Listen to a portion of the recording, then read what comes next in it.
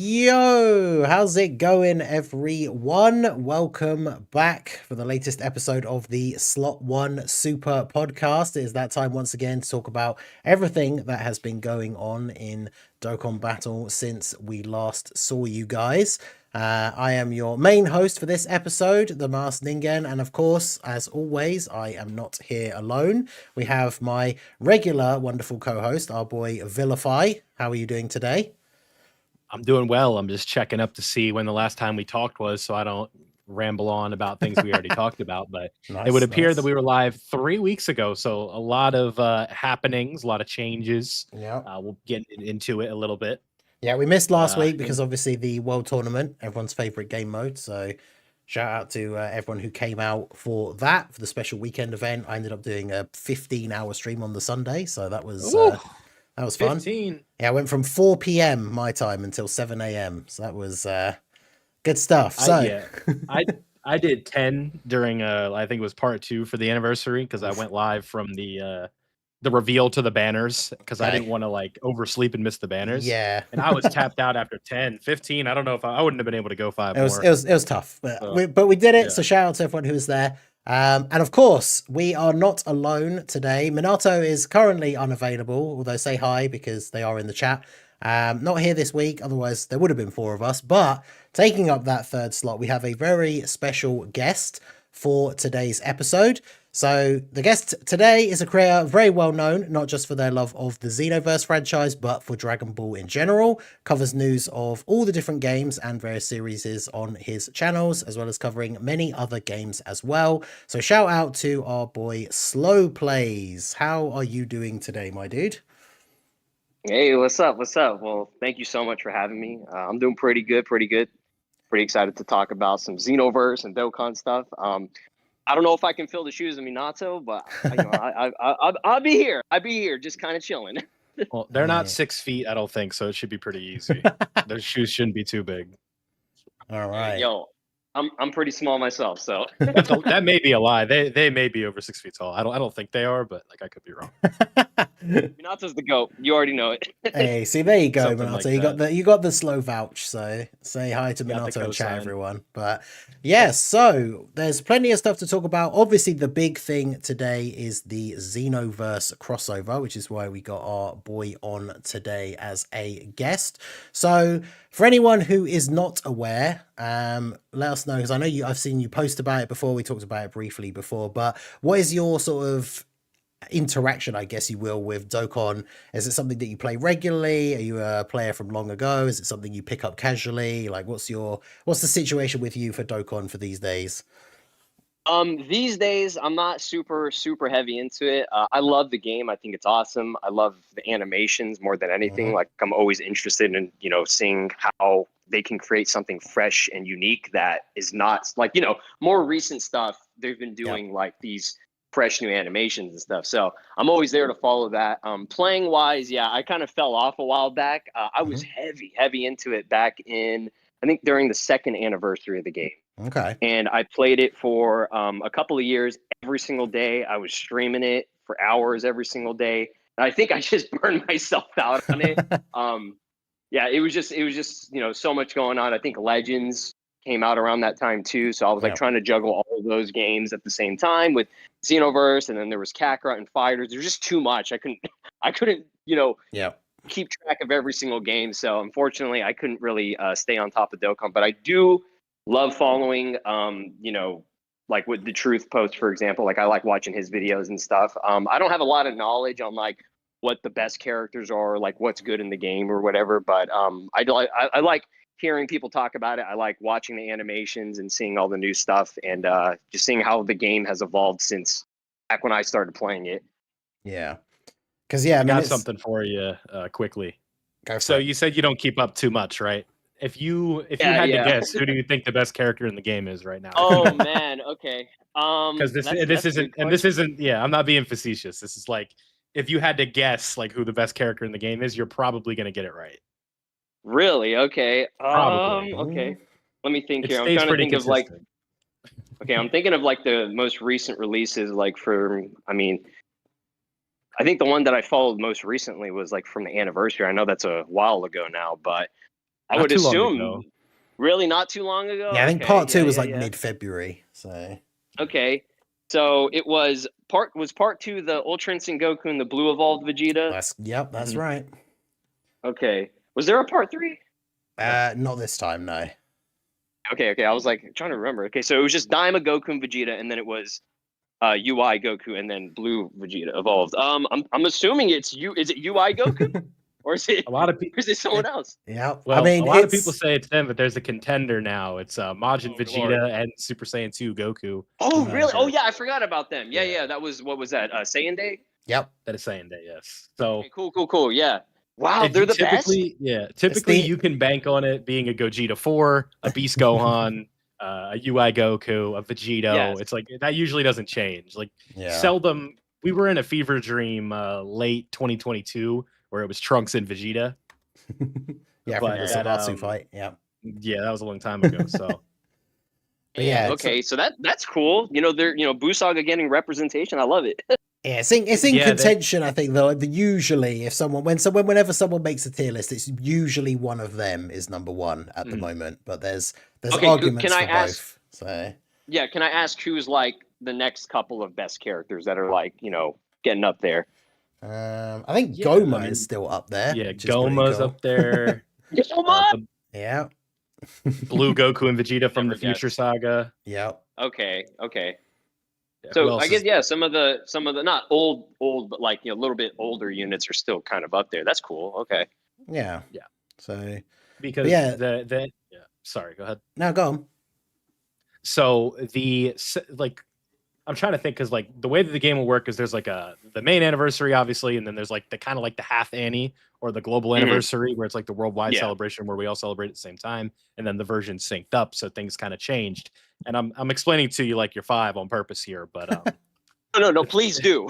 Yeah, that's where so it's like typically those plots are going to give us the best 3 to 4 characters in the game, and then once in a blue moon every few years we'll get a character like Goma who came out beginning of November, and he was just like the best character in the game, and it was like whoa.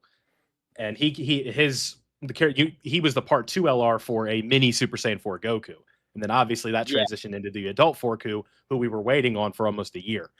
So when he came out and then the animations weren't like next level, there was definitely a sense of disappointment there. That's so funny though, because I remember, I think when that Goma came out, I was talking shit about it. I was like, before I knew he was gonna be good, I was like, man, Goma, why are we focusing on Goma? He got no aura. This guy's ass. Like, not really. I think Goma is a cool character, but like he doesn't have the same motion that a lot of other like Dragon Ball villains have. Yeah. So I was just like, man, like what are we doing with Goma? But that's cool. I'm surprised he's like actually like really good. Yeah.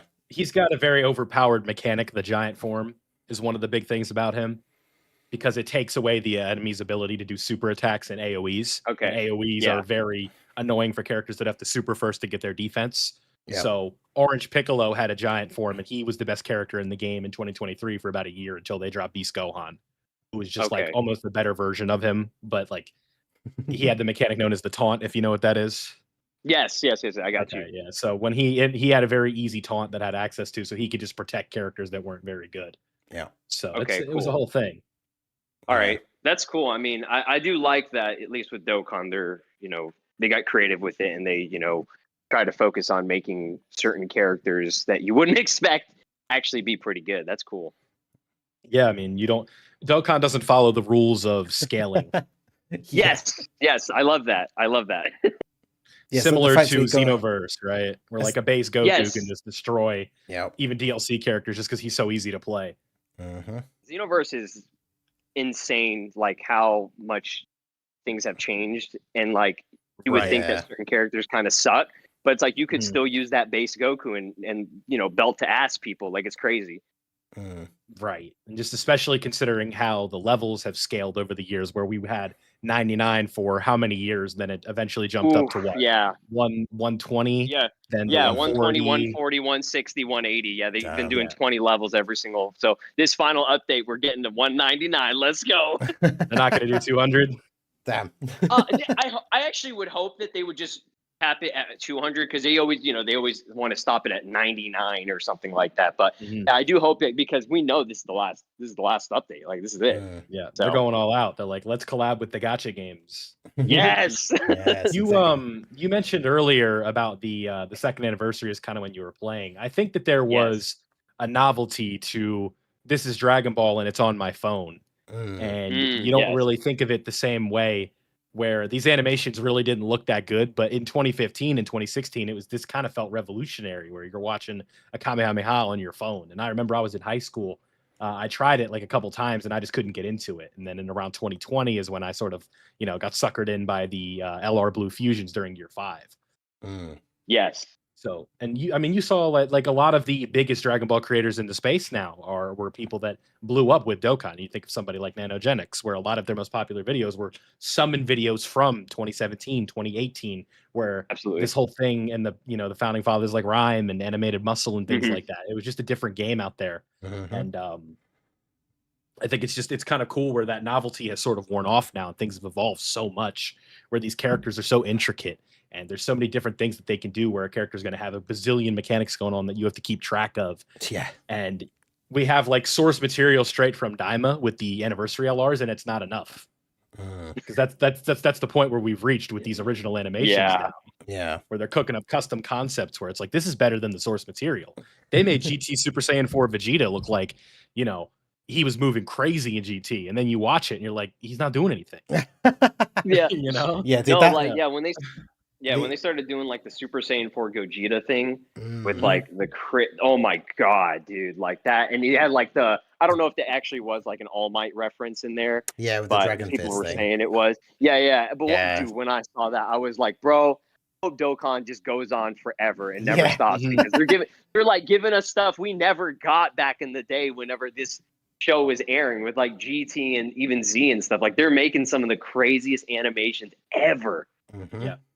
I've always on this show frequently I've campaigned, I think, for an original animation for a fusion, they should do the Spirit Bomb. I think that would be pretty cool. I didn't even think about that. That sounds so gas. I need it. Yeah. I don't know who it could be. It's just like, I guess whoever's on the chopping block next. People are still waiting for a new Vegito, aren't we? After all the Gogeta love from last year. But the problem with Vegito in specific is we had 10-year Super Vegito, and then technically Vegito Blue was on the GDC character, so it's kind of tricky. It's like, do they go back to that part of Future Saga? I mean, I would love a Vegito Blue. I had somebody for like Dokkan Original Animations. They would knock that out of the park, I think. But all right, they got to make a new Dragon Ball Super movie, and they got to have Vegito be the fusion in that one, so that we can get a new, just some new stuff for Vegito. I think that Super may have done like they killed Vegito, because now they know that it's not even, they don't even have the time limit anymore. Like, it's like, what was it? I think Gowasu was saying they have an hour. And even then, they had even less than that. Like in real time for us watching, it was God like key 5 was minutes. too much. It still has the whole like, we used too much power, so we unfused too quickly. Like, but like they'll do anything that they can if it means like it makes the scene look cool, right? Yeah, it's like, like if we. That's the thing. It's like fusion has always been a plot device, right? It's like when people argue about like Vegito versus Gogeta, and people say like, Gogeta would have beat Boo, and it's like, that's not the point of the. He's just there to look cool and advance the story. Like, that's, And they already had pressed their fusion button, like with Gotenks. So like they're just gonna do the same thing with the adults. They did a different version of it. I thought was cool. Yeah, for sure. And then they had but the thing is like Vegeta's character, it changes quite a bit because of the fact that like if he knew it was a time limit, maybe his answer would have been slightly different. Goku wouldn't have had to pry as much. Well, doesn't he reveal it's forever when he's putting the earring on? I'm pretty sure he does. For the first, like in the Buu saga. Yeah, it's like, by the way, it's like last minute kind of thing. Yeah, right. Yeah. Both of them thought it was permanent until they went inside of Buu. Right. Exactly. And then that's when they in Daima they also retcon that again to make it even more confusing, because it's like, there's a substance in Buu. Boo's stomach or whatever that makes it so that you'll defuse. It's so weird, dude. I always got that from Budokai 3 in one of the cutscenes. They say like whatever nasty stuff was in Boo.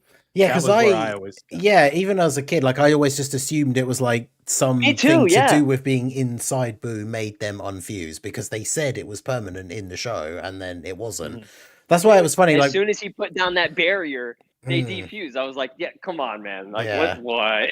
It's like in Super when they say, like, a lot of people complained in Super when they said, "Oh, it's actually not permanent if you're not a Kai or a god or whatever it is." Like, it's kind of like a retcon, but not really, because they already unfused anyway. So it's not like it was. It's just yeah. And you mentioned it earlier for like the sake of the plot, because it's like, where do you go from there? If Vegeto's fighting Kid Buu, it's not even close. Like, there's just no. You just like none of the moments in that Kid Buu fight. Vegeta trying to buy time, Mr. Satan and Hercule saving the day there briefly for a moment. The dialogue with the King Kai and making the wish on Namek and all those different things. The Super Spirit Bomb. It's just if they don't defuse, everything changes. If Vegito is just permanent. Yeah. So it's like they had to do something, and they didn't really have an answer. I don't know. Yeah. They wanted to add to the stakes, I guess, where it was like Vegeta's really throwing his pride away and permanently fusing. But then it's like, no, he really wasn't. I mean, at least for me, like, I just kind of have given up on like trying to make a lot of logic with Dragon Ball, and I'm just like, if they got the fights and it's cool, like I'm down. Yeah. I feel like that's because if I think too much, it ruins it for me. Really bad Super Saiyan transformations, but they needed to advance quick in order to be like to keep up even a little bit, right? Like, what is they're gonna do? Fight God Goku in base and lose in 2 seconds? So like they got to move a little bit. So it's exactly. It's tricky. I mean, maybe you have it unlock it during the tournament if you rewrite it, maybe, but I don't know. Yeah, they were definitely like hauling ass with like trying to get all that stuff out there and be like, okay, how are we gonna make this work and make sense and animate it and everything? Like, what are we doing? Yeah, we need 4 Rian episodes, so we're gonna have to make this quick. But yeah, that was what's cool, I guess, to tie in back, I guess, a little bit more before we start talking about the characters, but to tie back into Xenoverse. That was one of the things that always I thought was cool and drew me in, like when I started playing the very first one, is similar to like Heroes, which obviously I love and we'll try and mention every single episode. I'm a big fan of like what if stuff, which is why I love the Dokkan original things and stuff like that. So obviously the like big draw from Xenoverse, I mean, there were 2 things. One, for me, even if a game doesn't look like it'll be that great, but it has a custom character creator, then I'll already be kind of interested. But yeah, the whole changing the timelines, like what if scenarios, all that kind of stuff, very much drew me in to Xenoverse right at the beginning. I played 1 and 2 when they first came out. I did fall off of 2 after a while. I think I remember like the first level update that we mentioned earlier. But I don't think I played it that long after that. I think I went back to play it for like 1 stream when the getting beast for your career characters came out. I had to do, or I know I actually play a decent bit of Xenoverse, not really these days, but like I know the timeline, no pun intended. I recorded the Beast Gohan DLC story mode for 5.9 on my okay, save. So it's quite a while ago. So yeah, that was fun. But yeah, I had a thought. Oh yeah, so I think what made Xenoverse so interesting at the time, I mean, you mentioned it, where custom characters are doing a lot of the heavy lifting. Like that game, I think if it was just cast character fighting, it would have been long gone a long time ago. Yeah. Just from like, I don't know, I don't really do online PvP anymore, but like if it was I mean, you run into a lot of the same repeating offenders. I mean, Blue Goku and Hit, certainly. Rose Goku Black is fairly common. Super Gogeta back in the day before he was nerfed up a bit. But and custom characters and builds have just gotten so crazy with the amount of points that you can have now, as well as all the different broken moves and super souls and things like that. It's kind of gotten just unbelievably crazy, where it's almost like if you don't know what you're doing online, it's like you kind of have to play with limitations on. Otherwise, you're just in for a long ride. That's Yeah, I was never good at the PvP. I just used to like playing the PQs with my friends with our custom characters. But it's immersive if you want to have if you want to have like your own OC and put them in the game and things like that. It's certainly fun. There's some infamous ones out there for sure. Oh yeah, green skin, orange hair. I don't know who I'm talking about, but you know. Oh no. Yikes. But yeah, Slow, obviously very well known for Xenoverse. I constantly see people tweeting at you with their created characters and various photo mode things and stuff like that. So before we jump into talk about the Dokkan stuff specifically, I wondered if you would help explain for people listening and also people like me who kind of fell off with the later stuff that's come out in Xenoverse 2. Obviously, this DLC, this content that we're having now in Dokkan is all based on the DLCs that have been coming out recently for Xenoverse, to do with Fu and various characters getting the ultra super villain power up. So, is it possible? Can you give us, for those who haven't stayed up to date with Xenoverse, for the Dokkan players summoning these characters in the game at the moment, just a quick breakdown of the future? Is it all future? I can't remember what it's called. Is it Future Saga? Future Packs? Yeah, Future Saga. Give us a breakdown of what's going on with Fu. What is the ultra super villain thing? Like, what's going on with all that stuff? Okay, so yeah, it's I mean, obviously we all know that, they're going to try to make up some new shit just to sell content and redo characters. Yeah. So in a sense, ultra super villain, I mean, to explain what it is in the games, this is an experimental power that Few has been kind of working on since, like, I want to say since he came into the game back in 2018 during Extra Pack 2, which is the one that came out with Ultra Instinct Goku, like right before he was even shown in the anime. They dropped him in the game and everybody was like freaking out. So they dropped Few in there as well. They made this new story mode where you could, it branched out into different paths. It was called Infinite History.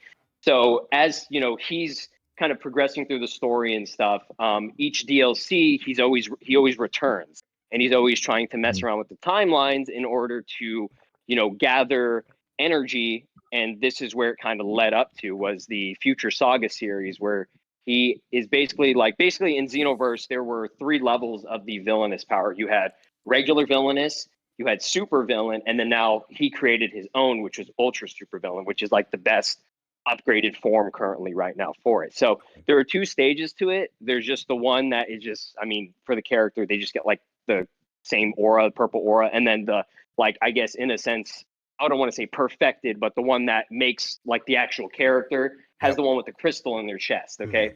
So yeah, that's basically what it is. It's just like a dark, in a sense, evil influence on a character. So that's why characters like Vegeta and like Jiren, for example, they're I don't want to say they're evil, but they get kind of influenced by that power. So see them fighting like a protagonist like Goku, for example, in the story. So throughout these, I mean, they've done 3 chapters so far. The first chapter was Ultra Super Villain, God Vegeta, Rose Goku Black. The second chapter was Ultra Super Villain, Full Power Jiren. And then the third chapter, which is the last one we got, was Ultra Super Villain Golden Frieza. So this last one, I'm not exactly sure who they're adding, but this is going to be the last DLC. So that's basically all it really is. It's just a way to resell some of the same characters with new attacks and new animations. So it's in a sense like a revamp of them. Yeah. And Rose Goku Black was also in there too at some point. Was he? Yes. He was in chapter 1 with Vegeta. Yep. Yes. Okay. So it's, you uncovered a wound that I forgot about. The the infinite grinding. You had to do all of the mentors. So you had to do like the last fight, like 31 times or something like that to get the infinite title. I did that twice because I had it on the Xbone, and then I got it for the PlayStation 5, and so I had to do that twice. Oh man, dude. Yeah, this game is so grind heavy, and it's like it's hard. It's a lot of work, and that's why we're gonna do it again in Xenoverse 3. Let's go. Yeah, that was one of my least favorite when there's like one specific, like it's either a move, or it's usually a move, but it's like one specific special move you want. Yeah, or you have to replay item. The same parallel quest multiple times because it just keeps not dropping. That was well, they super frustrating. Eventually, they would add super souls that would increase that. Okay, yes, like Orange Piccolo had one, and I think Mai has a super soul. She's not a character in the game, but she had it. So it's like they take it like a quote from the character, and one was from Future Mai, and that would increase the rate. So makes it a little easier. I remember in Xenoverse 1, you could have Elder Kai as you'd meet him, and he would give you like a guaranteed drop for one quest. Okay, was it Elder Kai? I think it was Elder Kai. It's been so long. That was like, I think you're right. That was 2015, like ROF. Because I saw someone posted about, is it in the Golden Frieza one? Doesn't he also become the Supreme Kai of Time somehow? Is that a thing? Yes. In that story, he basically, he becomes a god of time. So his skills and techniques was a big surprise because we were like, what are they going to do to him to make him, different from the Golden Frieza we already have? And they just gave him a completely fresh new, take on the character where he's doing stuff that he's never done before, which is basically all the stuff that the Supreme Kai of Time character can do in the game because she is playable. Okay. So he has his own version of that kind of stuff. So I thought he was a really cool addition. Yeah, because he had a move called Go on.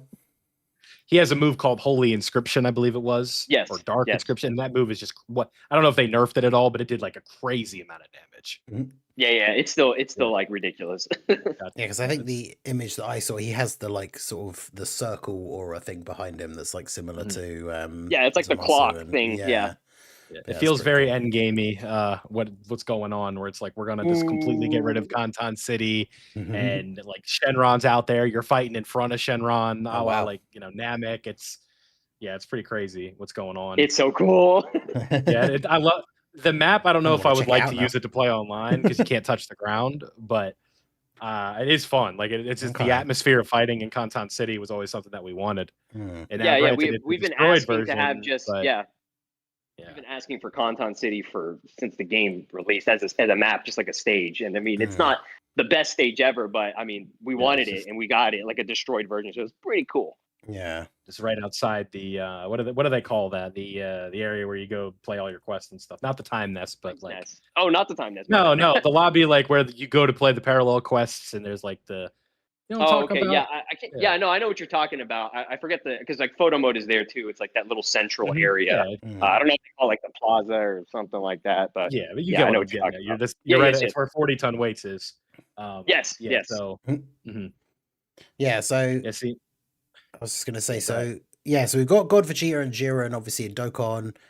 Legends dropped Xeno Trunks with a Supreme Kai supporter, but they specifically said there will be another collab character coming out. So did you see what they tweeted today? Because it's pretty likely we know who it is now. Oh, for Legends? No, because obviously I don't follow Legends as closely. I usually just see when other people have retweeted stuff. So who are we thinking it's going to be? It's very likely looking like Rose as a legend rarity character. Okay, it's very much looks like kind of like the Scythe sort of aura on there. It's got the colors and things. It very much matches up to Goku Black. So they're looking like, I'd say that they're getting at least for the premium release, the more exciting character. Yes. But we'll have to see. I mean, God Vegeta, like LR God Vegeta, I don't think this is exactly how people thought we were going to get it, but this is we've been talking about for how long that we needed a Dokkan Fest God Vegeta, and we did not expect to get it like this. So, well, it's just Xenoverse doing like a gacha collab for their endgame marketing here was not like, again, just something that wasn't on the bingo card. And now, I mean, we may talk about this later, but like it's altering the schedule. Yeah. Well, the thing is, you say that right now. I know we have to take this with a mild pinch of salt, I guess, because I will cope for crossover and hero stuff at every given possible moment. But I did say before Battle Hour that they'll probably announce the last Xenoverse 2 DLC and probably officially announce Xenoverse 3. So what if Golden Week is a Xenoverse crossover? And obviously it's not quite Golden Week, but I said it on one of my streams. I don't know if I said it on the pod, but I definitely mentioned it. But like I said, I do mention the possibility of crossover stuff whenever possible. But I did kind of call it this time. So your bit led to you getting something right. Yeah, exactly. It's right. If I keep guessing everything's going to be crossover or heroes, then eventually I'll be right. So but yeah, so that was very cool to see from Battle Hour. That was while I was grinding the World Tournament. So we watched the Battle Hour announcements on the stream while we were doing that. That was very exciting. The way they did that, where it was kind of like, I'm kind of thinking like, okay, I'll keep this on tabs, and then they drop like an LR, and I'm like, okay, I got it. Like I had literally dropped the video like 10 minutes before that, and then they just reveal an LR. So I'm like, all right, well, I guess I'm not spacing these out. Yeah. So I'm recording it being like, OMG, like red alert, new LR. And then occasionally I'm tabbing over to the Battle Hour just to make sure I'm not missing something. I'm like, we think this is all we're going to get. And like, that was it. But yeah, it was, it's weird how they operate sometimes, where it's just like, oh yeah, by the way, here's a brand new LR, because I remember during like a Battle Hour a couple of years ago, people were like, why didn't Dokkan like go all out on this? And we were like, Dokkan's kind of the grandfather of some of these games where they have their own system and they want you to watch the Dokkan now. So it's like, we're not going to tell you. It's like, yeah, Sanday's coming, but we can't reveal who it is just yet. I think that was for Majin Vegeta Or Well, God knows who I forget. there was a thing. I can't remember if it was a battle hour at a different time because I know that was for like New Year in Japan. So I'm not sure what Dragon Ball event had happened just before New Year's in Japan a couple of years ago.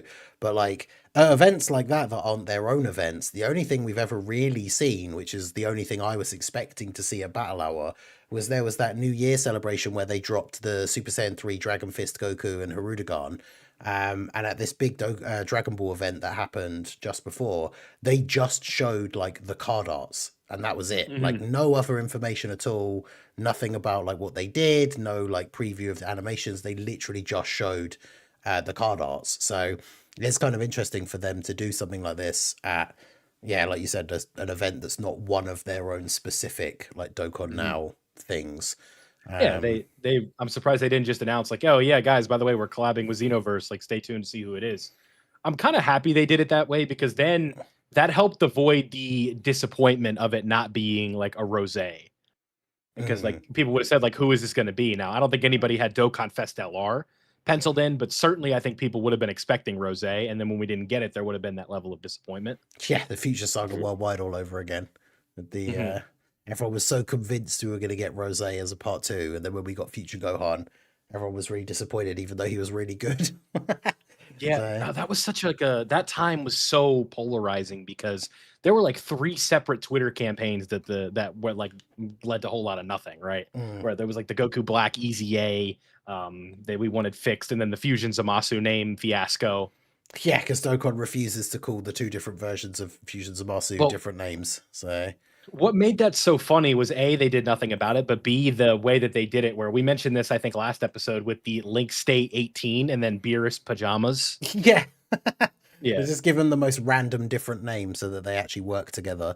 Because I actually can't remember. So in Xenoverse, do the different versions of Fusion Zamasu have different names? Or are they not playable? So Fusion Zamasu and Corrupted Fusion Zamasu are like separate entities where I believe the corrupted version is only a boss playable character. And then like you have, there's a mode called Crystal Raids, and you can play as Fusion Zamasu in there, but you cannot use him as like a cast character for regular fights, but you can use Fusion Zamasu. So they are separate characters. Okay. Yeah, they did like a gift system with it to get certain characters like Final Form Mira, Corrupted Zamasu, and I think Demigra. And unfortunately, they're just completely restricted, which I understand. They're like, pretty strong. Like, and they're huge too. So I guess that works. But yeah, I mean, I'm just glad we have him playable in some capacity. So that is cool. Yeah. So Final Form Mira is like has such a cool design, and it's such a shame that he's like slightly large. So it kind of just like misses with it. Because when you use him in game, like playing him, you're like, oh my god, he's huge. Yeah, the Super Saiyan 4 thing, like with the fur that he has, is such a cool choice. Yeah, I was gonna say because literally everyone I see always refers to him as Super Saiyan 4 Mira. Because whereas in Dokkan he's called Mira brackets final form, but yeah, everyone just calls him Super Saiyan 4 Mira. But yeah, someone asked in chat, which I thought was interesting for Slow. So like in general, like how popular is Fu as a Xenoverse character? Because obviously he didn't get a new card, even though he is kind of like the main antagonist of the DLCs. Is he? I know he's a like original character, obviously, but is he a popular character? I don't know. You talked about how like characters like Goma don't have as much aura as some of these other like villains. Is Fu a popular character or no?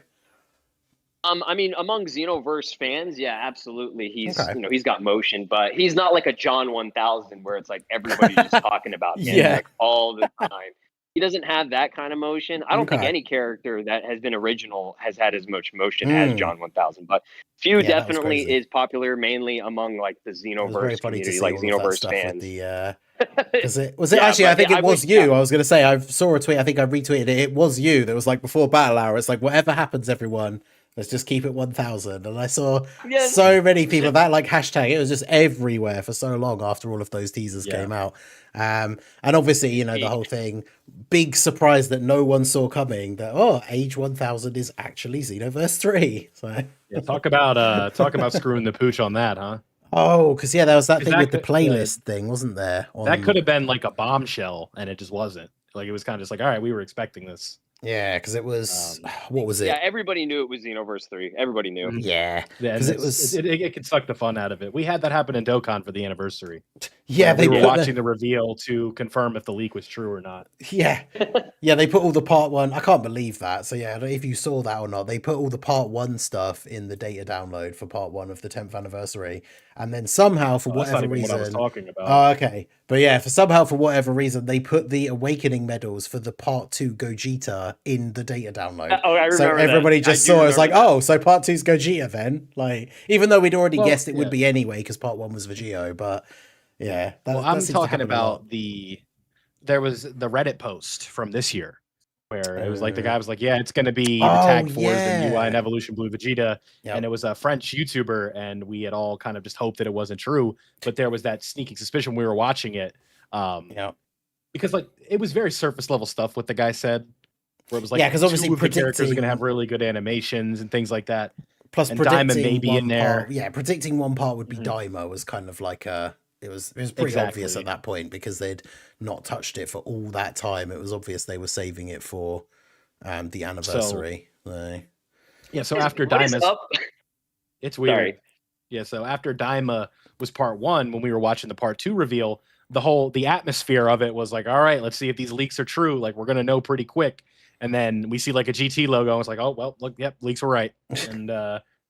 it sucks the wind out of the sails when we can't really have like the prediction. Like you could do a prediction video, but you have to say like, yeah, like we kind of have an idea of like it's going to be more than likely this, and we're hoping it's not because of the surprise element. But you know, yeah. And so what were you going to say? Sorry. Yeah, I was just thinking about because like you said, it was from like a French YouTuber that leaked it. I don't understand why it's like the French community.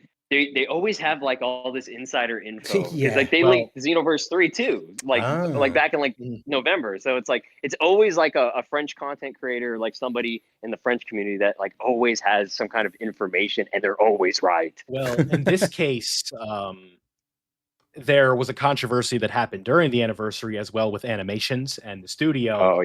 Not paying like properly and things like that. So I remember, more than likely the group that worked on it had leaked something or said something because they were from France. There was a French group that was animating the characters, so that's more than likely where they got it from. Because it was oddly specific, where it was like 2 of the characters are going to have these unbelievable animations. Daima is going to be one of the parts, and lo and behold, it was to a T. So that guy's credibility obviously there, because a lot of people were making fun of him, and he was like, "All right, like maybe respect this guy a little more." It wasn't just complete fluff, but. I just don't. I mean, leak culture is just so annoying. It's hard to avoid, though. I mean, you think about a series like JJK, where a lot of people's consumption of it was just keeping up with the leaks on Twitter. Yeah. The Mia Muracat has like a full-time job on Twitter because of leaking JJK. You know what I mean? Like it's like they had more traffic than some of the most polarizing influencers in the world on Twitter. Yeah, and like official accounts, and like it's crazy. Yeah.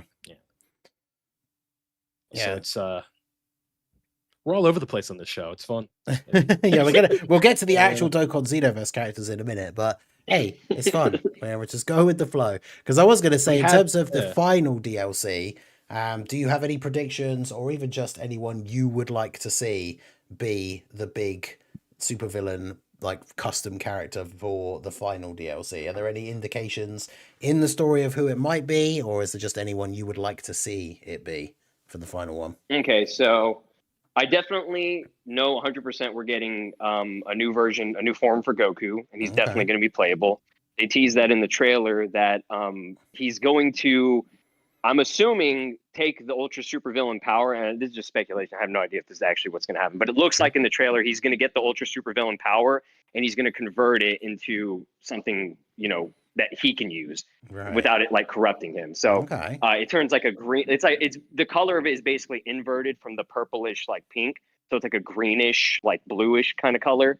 So that he's probably just going to look like Ultra Instinct Goku with like a bluish green aura, eyes, and a crystal on his chest. That's probably what he's going to look like. So we'll probably get him playable. He's probably going to have crazy new moves, and like he's going to be like the most broken character in the game probably. So him, him. I'll be amped to get his moves. for the Yeah, CAC. we're gonna be Yeah. grinding for that. Ultra super villain Supreme Kai of Time might be playable as well. Okay. But that's all I can really think of right now, because Few, he's going to be getting a bunch of different villains on his side to get the influence of that crystal. So I don't know if they're going to actually be like playable, but they showed I think Cell and Cooler, but they didn't have the crystal on their chest. So I think it's just like a basic power influence, not an actual separate character. But I'm hoping we get a lot of playable characters in this one, at least at minimum 5, like we got in the first chapter. That way they can go out with a bang with this DLC. But that's a lot. It's a lot that they would have to live up to for this one. I think if they just do Goku alone and maybe Supreme Kai of Time, I'd be cool with it. Okay, it'd be fun. I think that is very interesting that UI Goku being involved with it. I mean, that makes sense. It's all built up to that point where it's some of the most popular characters, some of the most broken ones. Jiren obviously is really, really good in that game. Rose Goku Black, God Vegeta introduced a pretty unique mechanic where with the audio cues. I really like that. The timing for it. Okay, that sounds cool. So UI Goku, he became a bit of a meme within Xenoverse 2 because it's just somebody's like, oh yeah, I'm trying my hardest, I'm bringing out UI Goku, when in reality, until the level buffs, it was this guy's not really that good to use in PvP. He wasn't. Because stamina, he was very fragile. Well, because he would also, his auto dodge would consume your essential defensive mechanic with stamina. Right. Okay. So he would just run out, you'd break his stamina, and he only has a little bit of health. So one ultimate, it's oh god, but it's a little bit better now because just with higher levels, you just have more of it. Yeah. And I believe they reduced the consumption for auto dodge. Yeah. Okay. So it's a bit different now. So it'll be interesting to see what the this final crazy powered up version will be like. So we'll get on to the God Vegeta. Is it the thing that I've heard for the setup for that? Isn't it like a what if timeline where they perform the God ritual on him instead of Goku? Is that a thing, or am I mishearing this? In the story, from what I remember, it's more of basically, I think they're in space, and Goku just gets brought in by Few from a different portal. I'm not exactly sure which specific timeline this is. I'm assuming it's supposed to be Battle of Gods, because Beerus is there too. So I think it was that fight, but it's a different Goku. I know it's kind of confusing, but basically, Few powers up God Vegeta to get that Ultra Super Villain power, and instead of Beerus and Goku fighting, it's Ultra Super Villain God Vegeta fighting Goku. Okay. In that fight, I'm not exactly sure if that's specifically supposed to be the Battle of Gods part, but just because Beerus is there too, so I think that's what they were going for. So, in a sense, it's just more of I guess you would see it as Goku Super Saiyan God versus Ultra Super Villain God Vegeta instead of Goku versus Beerus. But Beerus is still there. And then they end up fighting. They team up and then they fight Beerus. So nice. Yeah, I always like how they, in the main story where they just interrupt Goku and Beerus's fight, and it's Timebreaker Bardock is there and all those fun things, and then Supreme Kai of Time tries to give them pudding. And that's what causes all hell to break loose. It gets crazy. It's all fan service, and I'm here for it. Yeah, we love to see it. That's still my biggest complaint about Xenoverse 2, with the fact that he was one of the main antagonists, having the Marseillan in it, who obviously I very much like. But you couldn't get a Timebreaker mask for your creator character, which is outrageous. I know. It's dumb. But yeah, so let's go ahead and talk about the Ultravillain God Vegeta. So the first summonable crossover LR, because there technically was a free-to-play one from back in the day with Raleigh and Goku, yeah. So first summonable LR for the category. Very interesting, obviously, because of the Ultra Supervillain power-up, he is an extreme character. Starts off as the Ultra Supervillain God Vegeta, and then has an active skill to transform and break free of the control and just become normal Super Saiyan God Vegeta. So I guess, Vil, to start us off, did you summon for him, and how did your summons go, if you did? We had a very interesting sort of thing that happened in my little circle that I have, just a server with a bunch of my friends. We were calling it a charity banner, because literally all of us were out of there in the first rotation with the new character. So it took me 100 stones, and then I think I finished the rotation on the Should You Summon video, and I didn't really get anything. But the problem with that is if you only get the new LR and then you don't have the banner units, it is a little bit tricky. But yeah, it took about 100 stones to get a copy. Tickets, I didn't get anything, but certainly won't be complaining considering I like to try and have all of the LRs. And the second I tweet, like I get it down to a decent number, then they add a legendary summon. And then it's usually a legendary summon that I want to skip. And that Piccolo, that was the case. So it's like, all right, I guess I got to tally another one on. And then they add a Realm of Gods LR. And you know how I feel about Realm of Gods. So it's like, okay, I guess this is what we're summoning on. And yeah, thankfully it worked out. But it's like, I really want, it's one of those things where I say I want to save, but I just never do it. Yeah. I get bored. I think that's the problem is I just get bored. Yeah. And I was like, I guess I could summon for a new character. And with that Saiyan Saga mission, let me tell you what, I managed to resist, but it was like, man, I could really use that Vegeta and Nappa right about now. That mission is giving me all types of trouble. Yeah, I got really lucky with that because I forgot that because I didn't want to spend a lot of money or really any money to summon for Vegeta, so I bought that like the really cheap ticket pack that just comes with the 5 tickets. And they gave it to you? No, not then. It's only because it's only available once, isn't it? The 5 ticket one. But I didn't realize that on the web store they also do one of the 5 ticket pack ones, and so I got him on that, which. And I also got Tao, who I didn't have, which is pretty cool. Unfortunately, I think that means that did reset my luck, unfortunately, for this banner, because obviously this being a crossover banner, I wanted to go all in and just get as many copies as I could with the stones that I had. Like, even if I pulled him, I probably would have continued to summon. But yeah, I'm currently at around, I think I'm currently at around like 550 stones and like all the ticket packs from the shop, and I still haven't pulled him. So very, very disappointed. It's always one of those. It's always the characters you really want that are the ones that kind of elude you. Well, that's one of the in reference to you, like the best truth clip ever. You know what I'm talking about, where it's like these content creators, man, Ningen's like, I just want one copy. Yeah. Yeah. That's the thing. I will happily just take one copy for most characters, but yeah, when it comes to this guy, I wanted to. I would have, if I'd got lucky and got him in the first rotation, I probably would have done a few more. It's one of those things where you say, like, yeah, I did really good here, so I'm just gonna stop, and then you're like, but what about 69%? Yeah, and like you said as well, the thing is that not having the banner units is kind of an issue, because the big thing with this guy, and obviously we saw the news of the EZAs today, which we'll talk about as well. A lot of his, I say a lot of his abilities, it's not as big of a deal. I've tried him out on like the Realm of Gods team, on the private server and stuff. But the crossover team itself is not in a great spot in terms of like when he released. Like if you want to build a crossover team with him, it's like him, the Xeno Trunks banner unit, the Mira and Toa banner unit, and then the free to play supervillain Jiren. And then you kind of have to just fill those 2 gaps with older crossover characters who aren't really very good anymore, until we get all these EZAs that come out on Monday. So what have your thoughts been like using him in the game so far? I am very excited to have a good crossover team to take advantage of the you know what I'm getting at, the ailment or the debuff ignoring that he can do.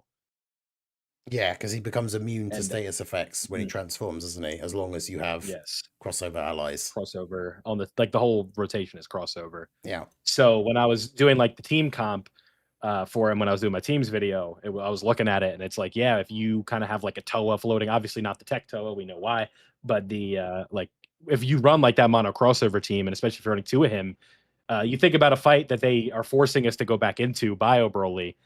With him stunning with that super attack, it's like Vegeta's going to be able to survive that as well as ignore the stun.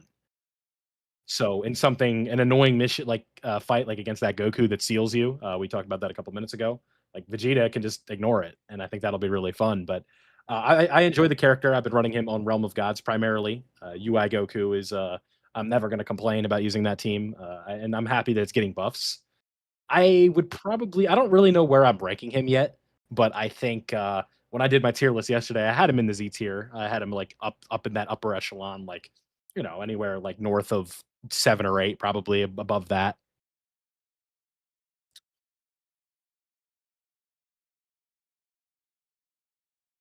The what?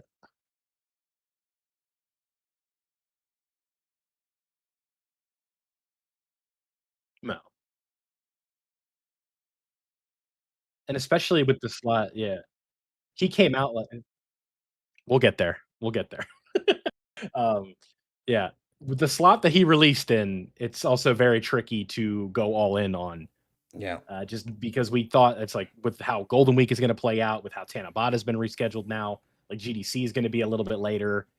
It's tricky. So I certainly think you can survive in this economy, if you will, without having this character.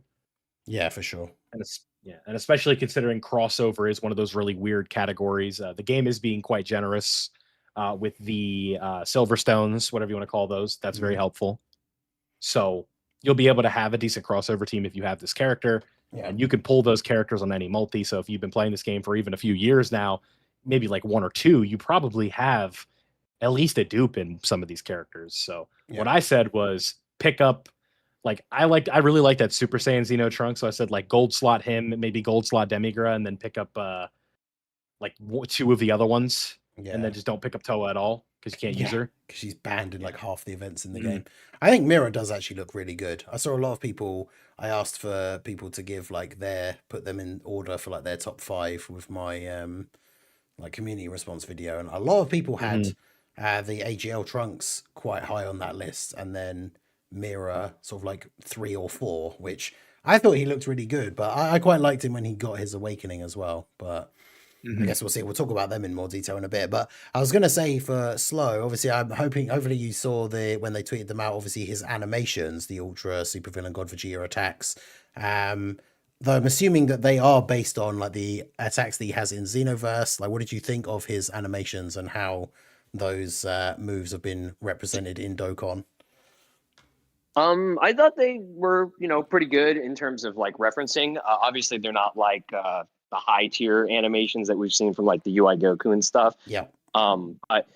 They are pretty much on point to how it looked in the game, like the cutscenes. That's where they were mainly taking it from. I saw he has Wild Stinger as I think his super, which is like the kick thing that he does, that like giant dive kick. So that's pretty much kind of what Wild Stinger is. Okay.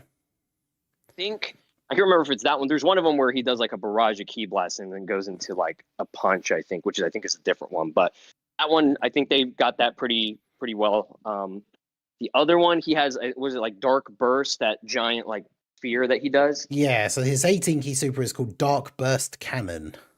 Yeah, that one. Okay, so that's interesting. He actually does not have that as a skill in Xenoverse 2. That's part of one of the cutscenes. So I really like that they did that, because his actual ultimate skill that he has in Xenoverse 2 is Final Rampage, which is what he has as just normal God Vegeta after the active skill, I think, right? Yep. So that one, they did pretty much get that. Like, I mean, the animation is there for, I think, mainly from the Broly movie. When he does like the fist to Broly, and it has that close-up shot of his face. Yeah. Right.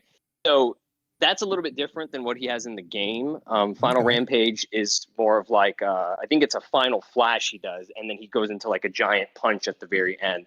But the camera angle is different. So it's similar, but not exactly the same. I think they were trying to, because it was God Vegeta, they were like, oh, well, let's make him more like kind of what he has in the Broly movie too. So I think that's what they went for.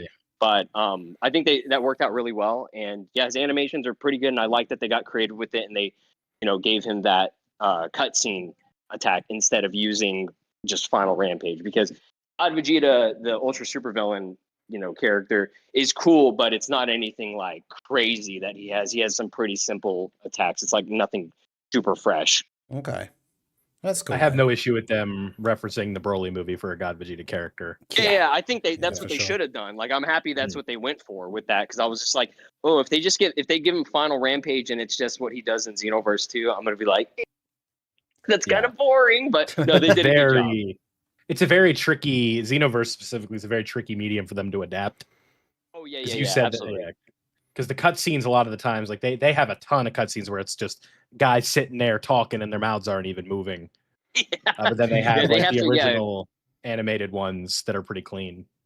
I know this is kind of like off topic, but I really hope, and I don't know if they're going to do more Xenoverse collabs in the future, take more stuff, but I do think there is a possibility that we see that Super Saiyan Blue Goku and future Gohan Father Son Kamehameha at one point in some way. I hope we see it because it's so cool. Yeah, that's a big one that people have wanted for Dokkan for sure. Another thing that's kind of fun that they maybe could potentially do is there's a Trunks goes back to save future Gohan, like he just can't help it. He's like, I got to do this, and then eventually, Gohan talks him out of it. Okay. Mm-hmm.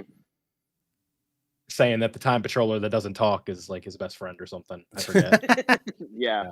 Hey, let's go. Yeah, something like that. But that was a pretty emotional moment. Like Xenoverse doesn't really have that. So that's like the one that stuck with me the most when I was playing through for the first time. I was like, damn, this kind of tough. Yeah. Yeah. And cool. It's Blue Goku and future Gohan. They're in hell too. Like they're fighting Janemba. Nice. It's so cool. Yeah. So it's just, you show that to somebody from 2014, and it's just like, what the hell is happening here? Why is Goku blue? Why is Gohan in hell? It's just why it just worked out so well. Yeah. Mm-hmm. That's like I said, it's like the big thing for me for heroes and stuff. That draw has always been the like what if stuff and like putting characters in different situations and like different forms and fighting other enemies that they didn't fight and all that kind of stuff. Like that was one of the things that drew me into Xenoverse, like right at the beginning. So seeing all of that crazy stuff that's happened in some of the later packs, it's definitely giving me that itch to go back and play it a bit more before 3 comes out for sure. Slow. Are you aware of the future Gohan that has an original animation with Piccolo and Gohan behind or Goku behind him? Yes. Okay. I really like that one. That's where I was thinking. I was like, for the first time when I saw that, I was like, they're definitely doing that Goku Blue and future Gohan one day. Because like if they're doing this thing where it's like, oh, we have the future Goku and Piccolo, like let me give you a hand there. I was like, oh. Mm-hmm. Yeah, and the thing that has English, like the worst global translation of all time for that active skill. Don't be a pampered brat or whatever. If they keep using it's the line from is it from the BoJack movie? I can't remember, but it's either BoJack movie or Cell. Yeah, but it's literally Goku saying, "Don't be such a pampered baby, Gohan." To future Gohan, the guy going through it against the androids. It's like, bro, he's fighting for his life out there. Like, why did they pick that voice line for it? There's a funny one with let me see if I can find the exact quote for it's the Int Super Saiyan trio from Christmas 23. Oh yeah, from the Android 13 movie. There's a funny they have a funny little like line. Vegeta says like lummox or something in the super attack. I'll see if I can find it. I'll see if I can find it. I'm trying to think. Yeah, it's like just a really weird random like English. It's a word that is a weird insult in English, but like I can't remember if Vegeta has ever said that even in any of the dub versions. But yeah, I can't remember what it is. Well, 13 has a really funny Portuguese dub, I think it is. All right. It's like one of the infamous ones where just the noises they're making are hilarious. Oh my god, where is this? Is it this character? I'm pretty sure it is. I think I know what you're talking about, but it's difficult to find. I don't know if Dokkan Info. Yes, Dokkan Info does have the. I will end this lummox. Yeah, I got it right. I'll be the one to end this lummox. It's such a random. What the fuck does that even mean? What does that mean, Kobe Bryant? You know what I mean? Like it doesn't mean anything. It's just a random. The thing is, I've heard the word before. I'm pretty sure it is like a random English. I'm sure it. Yeah. Like old English potentially. It's apparently a term, a teasing term for someone who is physically awkward, clumsy, or slow. So 13 doesn't exactly. I don't remember if 13 is like moving like efficiently or not in that movie. I don't think there's anything to suggest that like he isn't. So yeah, he's a choice. Nothing to suggest that he's a lummox. No, a lummox. Definitely an odd one. This podcast doubles as a thesaurus. So it's like we got lummox, and then we talked about cromulent like a couple months ago. Yeah, we do like to pull out these random words. Let's go. Yeah. I mean, I'm learning right now, man. Can you tell me what cromulent means? I actually can't even remember from last time. I do not know. I think it means average or satisfactory. No, it means acceptable, satisfactory, or adequate. Because I remember it's the only reason I know it is because it's from a super old episode of The Simpsons. Okay. Yeah, these words weren't on my SAT when I took them, so I think I might be cooked. I took the SAT like 10 years ago. Dude, yeah, me too. Yeah. I had to take it twice. I know that. My first score wasn't like horrible, but it's like we got to up the score by like 100 points or so, and then we'd be a little bit better. I took it one time. I did bad, and I just didn't take it again. Worst part is they make you put your phone in a bin. Oh, yeah. It's like one of those tests where you can't leave until it's over, and it's like, ugh. Yeah. Yeah, it sucks. I didn't want to do it again. It's torture. Do you have standardized testing like that over there in England, like for college entry exams? Yeah, they've all got different names, but it's essentially the same thing. I'm guessing if it's the end of like, was it like 16 to 17 kind of age? Yeah, it's GCSE. Fill your name. Yeah. Do you get points for putting your name in correctly? I don't think so, actually. So that's part of the SAT. Yeah, like if you you get a little bit if you like you got a bubble in your name. Hey, and if you bubble in your name correctly, you get some points. Well, you got to pay to take it too. I think it was $75. Oh yeah. Maybe it's more expensive now. I don't know. Like I said, it was a decade ago. Oh yeah, with inflation, and everything that's going on. Hell yeah. Yeah, SAT inflation. Yeah, that should be like $120 now. There's no way. I'm looking this up. It hasn't doubled in price. That just can't be a thing. How much does the SAT cost? This has definitely gone a little bit off the. All right, the AI overview. We love AI here, don't we? 68 for students testing in the U.S. in 2025. Included international testing includes an additional $43 fee, bringing the total to $111. And then eligible low-income students can receive fee waivers. Well, it's international testing, so it's not just like I didn't take mine in Paris. You know what I mean? That's no, that's good that they do at least offer the waivers and like the discounts that you can get if you're, certain class. You got to take that test, and then maybe a scholarship is your only opportunity to get there, and you got to take this. Yeah. Yeah, I mean, it worked out for me because I just went to community college anyways. I was like, I got to save money, dog. Like, there's no way. I'm finishing up a program right now. I graduate next year. Oh, no, congrats, man. It's fun. I take visual sound media. Ooh, yes. It's interesting for sure. What I like is final season is coming up, and like within like the next 3 weeks, and I have like I think 2 classes with an exam. Most of the time, it's just projects, so I don't have to like cram super hard for tests or anything like that. Like I couldn't imagine being like a nursing student or something. Right? Yeah, you see some of the work they have to do. Like God bless. Yeah, it's crazy. Yeah, damn. Right, so I can't remember where we were before. I think we were just talking about. Actually, we were talking about Lummox. So Super Attack references. That's it. We were talking about super attacks. Yep. So Vegeta's got some decent ones. Obviously, his animations are good, but yeah, they're not that like UI Goku or Super Saiyan 4 Gogeta sort of level. But they're good. They're definitely not bad. I saw his intro and I got a bit scared. Because his intro is just the basic like Fu appearing from behind. It just doesn't. It just doesn't look. It looks very like 2017 him transforming. Yeah, it does. Yeah, I was like, oh, like I remember I put like a caption. I'm like, oh my god, like this is bad. Like this could be a disaster. He's got that good. His battle motion is really cool as well. I like the aura that he has and everything on the like in game. What a genius idea! Like we have these like some characters have really clean sprites, and they're like, what if we took this to the next level? Yeah, just give him these crazy auras, it's the same thing as Easy A's, where like the old characters get him too. Like, go run physical Vegito Blue right now. Just look at his battle his battle motion. It's so good. Mm-hmm. Yeah, it's another good way to make those older characters feel more fresh, feel a bit more alive. Their Easy A's, yeah, for sure. Well, they're super Easy A's in this case. Well, yeah. But yeah, speaking of the Easy A's, we did obviously talk about them very briefly, but the 5 original Xenoverse characters are getting their Easy A's. We actually talked about this very briefly before we started, but Slow, you remember them from the Xenoverse 1. So like, was it actually, I need to double check. It was like 10 years ago that they came out in Dokkan, I think. They're like the oldest because Dokkan was still new. Yeah. Well, 2016 November for global. That's what I was mentioning with the non-canon timeline. Yep. Mm-hmm. So it's like November of 2016 was for when it was for global. Damn. And that works because that's when Xenoverse 2 basically released. Yeah, because the logo on those characters is Xenoverse, but those like that Mira is Xenoverse 2 because it's Final Form. So And I only know this because I looked at it today. Yeah, because even like Marseillan has the Xenoverse logo on his card. Obviously, he came out way later, but yeah, and obviously he's from Xenoverse 2 as well.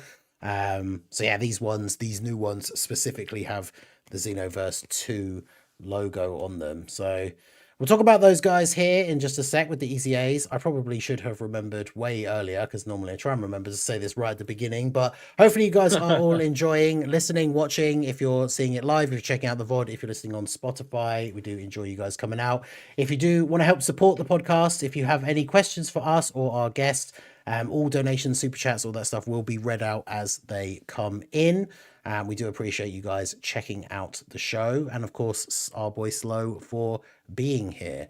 So the Xenoverse EZA. So what are we thinking about them in general? The big one in the room, you mentioned it, Vilify, already, is the Toa. Yeah, I can't believe that they have left that situation as it is. I was really hoping they would change her leader skill, but what are your thoughts on this whole situation? The EZAs are just the nuking leader skill, because the nuking leader skill is just such an easy fix. Well, the problem is, actually, Proton retweeted the thing from someone talking about the in-game data. Apparently, with the way Dokkan's old spaghetti code works, they actually can't put in a setting where the unit is banned only as the leader. It's literally a case of the unit is banned or the unit is not banned. So, because that's the big thing. So if you're not aware, so these old Xenoverse characters getting an EZA, Toa has a leader skill, which is the old school. People used to do it like way back in the old events where there was only one phase to every boss. Toa has this like nuking style leader skill. So if you use her as your team leader and you then use an item to change the entire orb field, pick up all the orbs of a single color, it makes your character do like crazy damage. So characters that have that leader skill type are banned in like 90% of the events in the game. And unfortunately, all these Xenoverse characters are getting their EZAs, but Toa has a nuking style leader skill. So even though they're refreshing all of these Xenoverse characters, we basically aren't going to be able to use her in like any of the major events in the game. So not sure why they've stuck with that, but and that also becomes even bigger of a problem due to the fact that I forgot about this in my video. I was literally talking about this like a couple hours ago, but I was saying like there's no Toas for Mira to support, but and then someone left in the comments like Vil, the banner unit. I'm like, listen, I didn't pull them, that's why. But so there's that Toa there, but Final Form Mira is also giving like a pretty substantial buff to characters named Toa. Yeah, it's like when there's an ally whose name includes Toa, and the one that they're EZAing him with like can't be run with him in like half the events in the game, or more than half. So yeah. So it's kind of coming back to what you were talking about with like how they can't fix this. Well, even if they weren't banned, like it's not like nuking characters are reaching 4 billion with nuking just because their attack stats are increased. You know what I mean? Yeah. Like these crazy clips that you see are, a lot of turns of stacking, like getting to like breaking the integer limit. Like you're not doing that with nuking items. Yeah. It's a lot of stacking. It's a UI Goku domain. It's 2-turn support.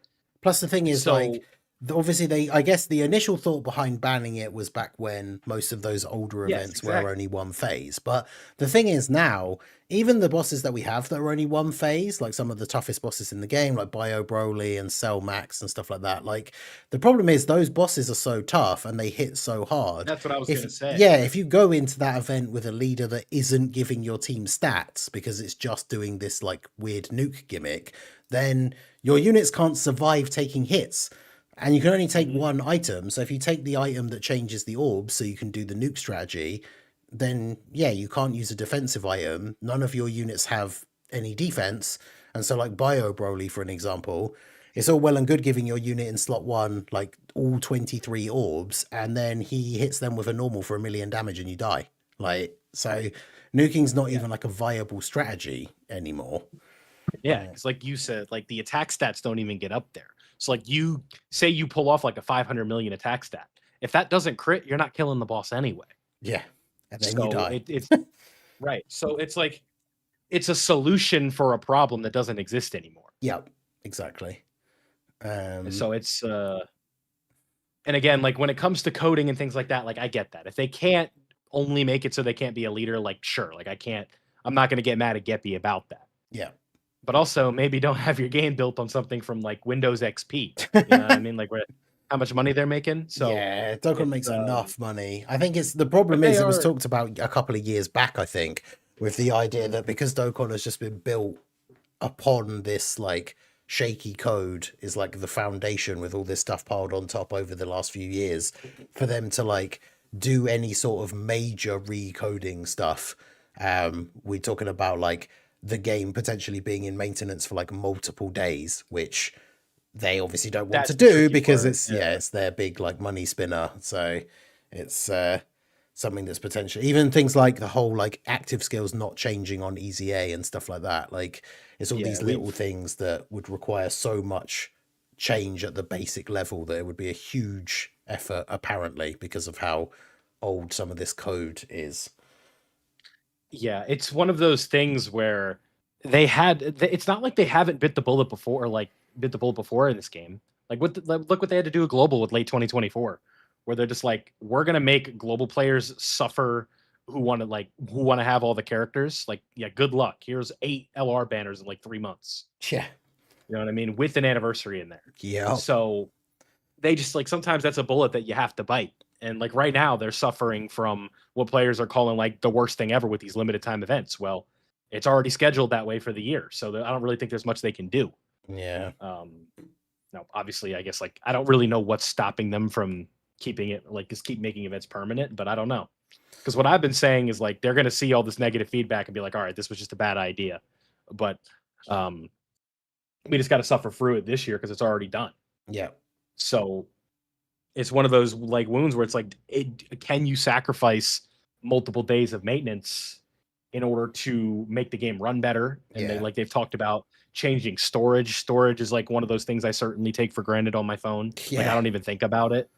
But like if my phone had 64 gigs, I'd sure as hell be thinking about it. But fortunately, it doesn't. But again, it's like that's why people play it now. Yeah, for no reason. Yeah.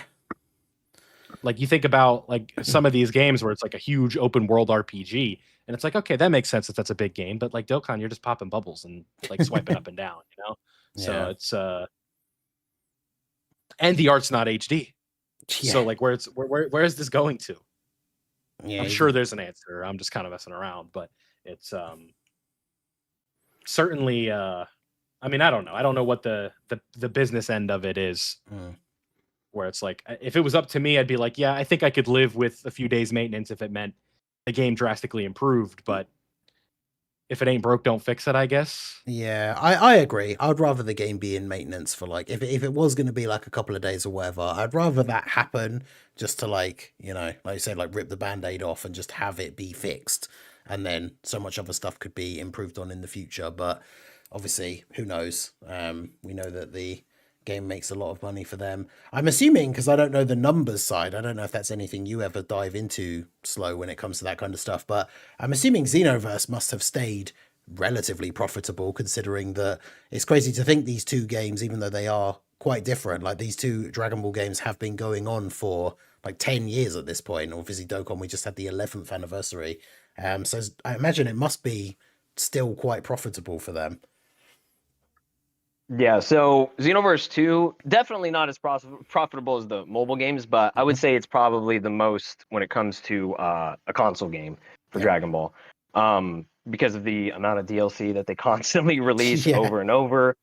Every single, like at minimum, they release 2 big DLCs a year. This year, they're only going to have 1 because this is the final one. Yeah. But generally, they've always done at least 2. And I mean, before that, whenever they were, like the game was still new, they were doing like 3, potentially maybe 4 DLCs a year, I think. But yeah, it makes a lot of money. I think there was a thing that I was talking with Rhyme about it, because he would give feedback to Bandai, and they literally asked them. They said, "Why is Xenoverse so successful? Like, why are there so many people still playing this game?" Like, they didn't get it. They didn't understand. And it's like, so it's a good game. Like, it is the best model that you can have for like an anime game right now. And, there was information that came out from Bandai saying that the game still gets 1 million players monthly. Wow. Which is insane. But I personally think that means whoever just literally opens the game and logs on counts towards that. Not like active, like concurrent players. Skewed. You know what I mean? Yeah. So that, they're going to blow it up as much as possible and like, make it sound as good, right? And not be like, oh, we're only getting like, maybe a couple thousand concurrent players. Like nobody's going to find that special. But I think that's more realistic. Maybe like, 5 to 10,000 players worldwide concurrent. Maybe not even that much. I think that's pushing it. But at 1 million players, I think can be, reasonable. Maybe not now because the game has definitely fallen off a lot. But I would say it's still the most successful Dragon Ball game out there right now. Yeah. In terms of consoles. Yeah, I mean, it's also been out for a decade almost. So That's what I was going to say. Like, even those lowball numbers, if we're talking like a couple of thousand concurrent, like that's still good for a game that's been out for as long. As absolutely, has. for crazy. So really, cool. cool. Like right now, I think Steam numbers, which I hate using Steam to gauge like total players. Yeah, it's annoying, but I mean, you can get a good idea of the trends, right? If it's going up or down to understand, like, okay, this is where the game is kind of out right now. But even on Steam, it still averages almost around 1,000 players just for Steam alone. So think about PS5 and PS4, right? That's gonna have triple, quadruple the amount at least minimum. The tweet is Xenoverse 3 going to be on PS4 got me pretty good. Oh wow! It's so funny because when Xenoverse 1 came out, I know where you're going with this. Have a PS4. Yeah, I didn't even have a PS4. I had a PS3, and I played on PS3. Well, the problem with the Xenoverse game specifically, I believe it was the maybe it was both of them, but the hardware restrictions didn't allow for like the Tenkaichi level of environment destruction. Oh yeah, yep, that's true. Because it's like, we have to limit this to make sure that we can run this on the 360. So hopefully, Xenoverse 3 is not considering the PS4 and the Xbox One, so they can really just make the best version of the game possible, and they don't have to neuter the current gen versions of it. Yeah, I mean, if we use Sparking Zero as an indication of what they can do in terms of effects and destruction, like I definitely think Xenoverse 3 is going to be like fire. It's going to be awesome.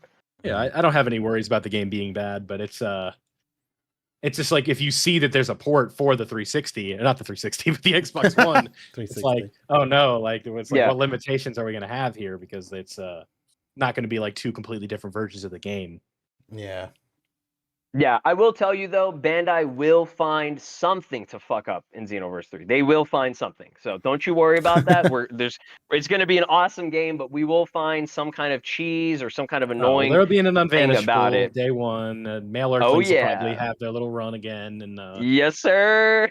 You have to go in with these games with the expectation of it's a live service. It's going to be patched. Yeah, live service, and it's also Bandai. Live services really have like.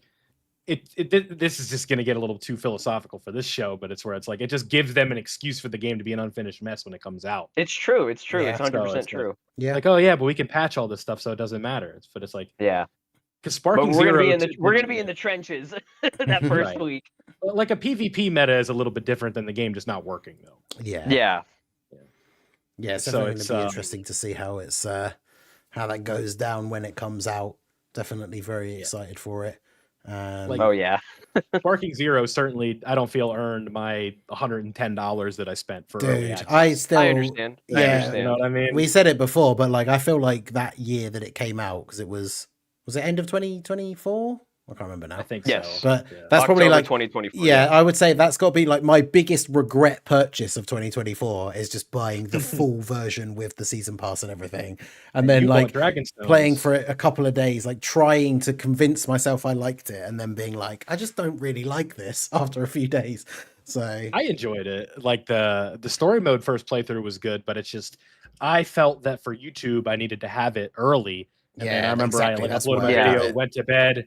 Woke up to like 50 views when I was, averaging like 1K, like was a bad video for me at that time. Yeah. I was like, what the hell happened here? And I just like, I definitely think content creators were very like mad about it. I can understand just because there was a lot of hype around the game. And when it finally came out, there was only going to be like probably a few specific content creators that were going to do well. Whoever just uploaded the whole fucking game, you know what I mean? Like the entire game, the whole playthrough, like we're going to get probably the most views at that time. People who had it like super early. And we also thought, it's funny, a host of the show here, Minato, actually had a very successful video for that, for the Purunga Dragon Balls. But yes, the what's it called? I had a train of thought, and it was like, we thought the content creator, like, it was just going to make, like, spawn a bunch of full-time content creators, and I'm not versed with the scene, but I literally can't name one. That's just like, oh, I'm a Sparking Zero channel. You know what I mean? Yeah, I understand that. I mean, I think if you're like a regular all-around content, like Dragon Ball content creator, you did pretty well. Yeah. But if you try to focus specifically on Sparking Zero and you were new to the scene and you were just focusing on that game, it definitely just didn't turn out that way, just because a lot of the interest, it became very like, I don't want to say polluted, but there was, what is the word for it? Shit, I'm thinking of, what is the word when there's too much? Oversaturated, I guess. Yeah, oversaturated. Thank you. Yes, exactly. The scene for Sparking Zero, I mean, everybody was making content on it. Like, there were even people who didn't even play Dragon Ball games that were still making Sparking Zero content. So, like, people, and more people wanted to just play the game instead of watching somebody play. Exactly. You know what I mean? Like, to play. Yeah. So it's like there was very limited amount of stuff that you could do with it, especially since there was so many game modes that were lacking. There was a lot of stuff. Yeah, I think it's like people like the custom. 2 years. I think people really overhyped as well. Like, we really thought the custom battle thing, like from day one, was going to be a lot better than it was, like a lot more fleshed out. Like, I remember in the first couple of days, like, I think I saw Rhyme tweeted about this recently, is like, even now the ability to like search for like the good ones is horrible, like, really hard. But like in the first couple of days, it's like the top rated one was like Base Goku versus Base Vegeta. Oh, there's that one, of course, but it was like the top rated one, number one. It was like Base Goku versus Base Vegeta in the World Tournament stage, but it had like ring outs. So like you started it and literally did one combo, knocked the enemy to the floor, and won. And that was the like number one rated custom battle. It was.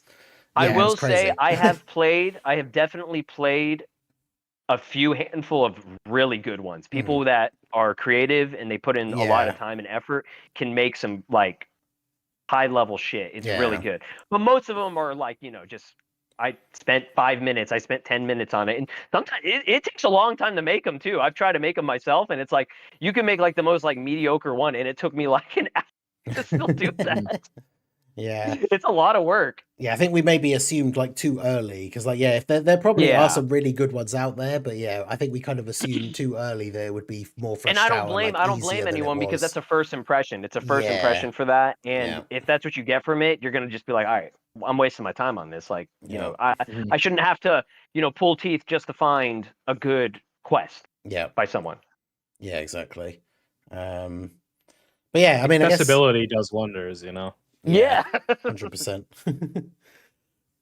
All right, so in terms of the other Xenoverse stuff, so I guess there's a couple of things we can touch on. We've got the Red Zone coming out tomorrow, which should be interesting. Unfortunately, it is a limited time one, but it's Red Zone stages versus I did actually write them all down so I wouldn't forget. For a collab, it's a little bit more acceptable. Yeah, exactly. Demigra, then Mira, then Vegeta, supervillain, and then Jiren, supervillain. Yeah, because it's like no one expected the crossover celebration to be very long. In fact, obviously you mentioned it earlier, but we can talk about the schedule a little bit. Obviously last year, Golden Week, Hit and the Blue Goku came out on the 28th. So considering that's in like 2 days' time, we don't even have Golden a teaser. Week, Golden Week is not starting at the same time as it did last time, which is interesting because obviously the Golden Week celebration in game is obviously tied to the Golden Week actual holiday like celebration in Japan. So it's not really one of those celebrations that they can like push it back a month. Otherwise, they just have to call it something else, right? Because it's not the same thing anymore. So we don't really know what's happening with Golden Week celebration, if it is actually still even going to be a thing. I mean, I could see them having replaced it with this, and maybe there is like a part 2 LR, because I could see like in terms of trade-off for the schedule, a dual Dokkan Fest instead being an LR and then a part 2 LR. I don't know, what are your thoughts on that, Vil? Here's the thing though, where it's like, realistically, unless it's a character you like, who cares about TURs? Yeah. And I don't like saying that because, it's the basis of what the game was built on, and a lot of iconic characters are TURs, but especially these days, if you don't have that LR tax where it's like multiple animations and a really cool looking art and a specific type of leader skill, and that Dokkan TURs have that too, but it's just LRs are infinitely cooler. Like if I'm telling you, hey, you're big on Timebreaker Bardock, it's like, okay, do you want a Dokkan Fest TUR or do you want a Carnival LR? And I bet you tell me you want a Carnival LR, even if it's not a better banner. Like you would prefer to have an LR version of your favorite character. Yeah. And with how there is not really, this is kind of like a funny term for it, but it's like a character being an LR is not really sacred anymore. Where Saiyan Day has pushed the envelope to where we're getting them. New Year's has given us LRs in the past. So as time has evolved, LRs have become the standard and what people want. And the need for TURs is nowhere near what it once was. So if Golden Week being 2 LRs, I feel like I would almost rather have 2 LRs than 2 Dokkan Fest, 2 separate banners I have to summon on, and a part 2 LR, that usually is going to be a skip anyway. I'm not sure, because I don't really want a dual Dokkan Fest LR setup right now, because then that feels very anniversary-y or GDC-like, and I don't really think we need that. But, 2 LRs, it's like spaced out, I think is fine. Yeah. But even if they, it's like you mentioned it already, where this coincides with a holiday, this celebration usually. So if that's not going to be the case, then who knows? What we do know is the sales update on the 8th. So that's kind of where we're at this point. Yeah, so something will happen in that point, because the current sales end, I think it's like the same timing as like the Kai banner is usually an indication as well. We have like a rough idea of when this part of the celebration ends, and it'll either be a second part or it will be something else, potentially Golden Week, maybe with a different name, who knows, but could still be the same sort of like design philosophy, I guess. And they the content has kind of, I'd have to look at like past Golden Weeks to see where it's at, but we've gotten a special battlefield, we're getting a limited time red zone, we've gotten Golden Week red zones in the past, so just like if the content is the same, we get a summonable LR and we get a red zone and all these different things, then even if it's not called Golden Week, but it still has like, it's just the vibe, I think, is really what you're losing. Yeah. Where it's like, we're not calling this Golden Week, but it's basically the same thing. Yeah, it's all the same kind of content and stuff, Like GDC is just the worldwide download celebration, but it's just exactly. like renamed, and they moved name. So it's the same thing with Tanabata, where it's the Transcendent Dokkan campaign. Like the anniversary was renamed to the Supreme Dokkan campaign, or the Dokkan Supreme campaign, but nobody called it that. Yeah, and then they didn't even call it that in game either. Yeah, they realized, I'm like, oh my god, that sucks. Like everyone's just gonna call it the anniversary. So they've experimented with that in the past, but I think it's interesting. I certainly would prefer they call it Golden Week and it's the same thing. Like, so for Golden Week we're collabing with Xenoverse, but I think this time next year it'll look very different, because more than likely we're not getting a collab with the game. Yeah. Although I guess that's because I think we said, was it Xenoverse? The Xenoverse 1 collab was around the time Xenoverse 2 came out, and now we're having the Xenoverse 2 collab as like 2 is ending and 3 has been announced. So I guess it's one of those, how long will they wait to do a potential Xenoverse 3 collab? Whether it will be, I guess it's different, because I suppose like you could have some of the starting base cast of characters, because obviously we saw new characters in the trailer and stuff. Well, John 1000 will be in the game probably, or John Dragon Ball. I wouldn't be so. Actually, I don't know if that's true. Is he just like, is he the insert for the custom character? Oh, no. Yeah, John 1000 is a CAC. He's 100% just the player character. Yeah. So never mind. Because is it Brett? Brett's the other guy, right? With the he's kind of got like Brett a Yamcha /TN vibe. Yeah. Brett, so he's an Earthling. He's likely an Earthling character. Yes, he's like your partner. Gamma 1, I believe, is supposed to be Trunks now. Yeah.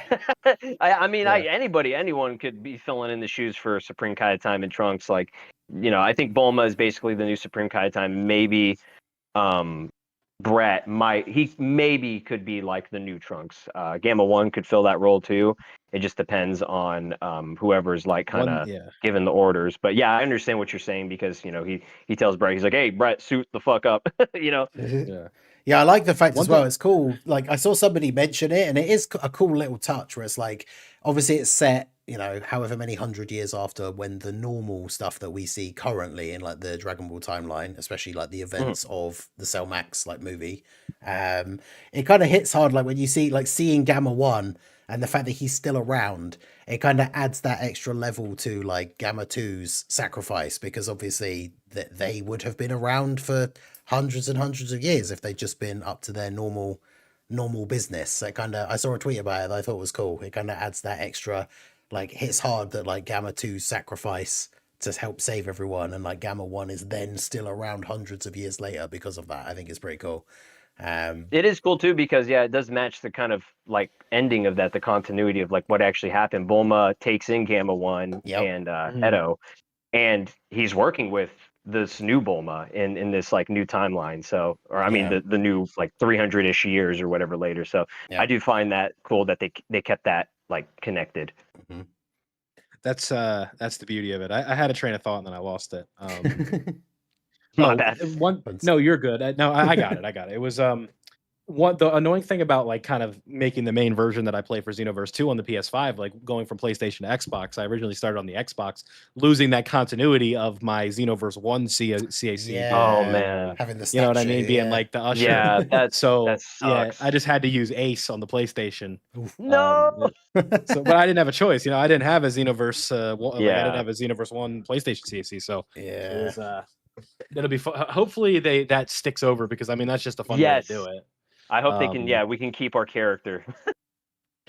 Someone mentioned that. I saw that. Yeah, it's like, imagine like you just have the double statue, and you've got your Xenoverse 1 and your Xenoverse 2 character. Build them up like trophies. Yeah, that'd be sick. What are your thoughts on the? We won't dive too much into Xenoverse 3, but obviously it's pretty exciting. What are your thoughts on the whole Bulma thing? Is it still the same Bulma, and there's been some shenanigans, maybe with the Dragon Balls or something, or is it like a descendant that's also called Bulma? Like, what are your guys' thoughts on that from the very little that we saw in the trailer? You can go first if you want to, my guy. Xenoverse is full of surprises. Yeah. It probably, I mean, I like the tie-in where, Xenoverse is like you want to take one word to describe Xenoverse. I think it's time. That means because you have to grind the game nonstop, or it means like, the core principle of it, time manipulation, altering, correcting. So Bulma kind of being the face of time in Dragon Ball, if that makes sense, where she was able to build a time machine on her own. Like I think that just makes perfect sense that she has a role in this. So that's what's fun about it. Yeah, I completely agree. Yeah. Oh, sorry. Go ahead. No, I was just gonna say, like, because we've already seen, even in like the movie and stuff, like we know that there's already been some like, Piccolo having a go at her, like her using the Dragon Balls to like make herself look younger and stuff. So it's kind of like, it's not difficult to believe that an extension of that has potentially occurred. But yes. So. Yeah, what I was saying mainly was because I was starting to get into it a little bit on Twitter, and you know how people are. So basically, I do agree 100% that, I mean, at the end of the day, it's a video game. They can do whatever they want, and it involves time travel because, what you said, it's Xenoverse, right? Xenoverse is such a flexible game. They can do whatever they want with the material, and this could be a Bulma from, age 700-ish, like from that same timeline. It's the same Bulma that traveled through time. She invented time travel, right? So it's like, it's not crazy to believe that she could have found some like way to keep her youth other than, just, I mean, the main criticism people had was like, oh, well, how is she still like alive mainly? Not just that she looks young, but how is she alive after like 300-ish years? Mm-hmm. Yeah, that's the thing. It's Bulma. Like, and not only that, like we know Master Roshi, he's like 300 years old, right? Like in the current timeline. So it's like, it's not crazy to believe a human can do that. Like, depending on like the circumstances and situations of like what they have done to themselves, right? It could be that she's like an android. It could be that, this is a descendant and her name is just Bulma. Like I think at the end of GT, there is a descendant of Bulma literally named Bulma. So Okay. it's not too also, crazy to believe that. Yeah, there's so many also, possibilities. yeah. And think about who she's linked up with, because like, you know, she's got food. So Whis is around. Like Whis had her give birth in half a second with no pain. You know what I mean? Yeah. So dude, like, it's, exactly. It's like, this is a character who, this is like we said, this is a character who invented time travel, is a trillionaire, or what, she's like the richest person alive in like Earth in the Dragon Ball universe, and has basically free reign access to the Dragon Balls, and people are confused as to how she's potentially like over 300 years old. It's like, there's so many options. I find it surprising that like most of the community, or not most, but like a lot of the people in the community are, it's almost like they're kind of underestimating how like crazy she is as a character and how important she is, that you know she can do a lot of different things because of her history and like what she's been able to accomplish up until now. Yeah, I think that just comes from the idea that she doesn't fit the traditional overpowered Dragon Ball character. Oh, but she kind of is, if you think about it. But that's the thing. But it's not the traditional mold of it, where she isn't Super Saiyan. Yeah, so there's not many beefy muscles, you know. Yeah, she has it in a different area. Exactly. Yeah. There's not many other characters that are allowed to talk smack to like Beerus's face and get away with it. So, her stats were allocated all towards something else. Like she allocated through Speech 100 intellect and genius. Yeah, exactly. I was gonna say she's got that full charisma role, so she's charisma, intellect. Like she's got she might not be strong, but like she got everything else. Exactly. There's not a more important character to the advancement of a lot of the plot.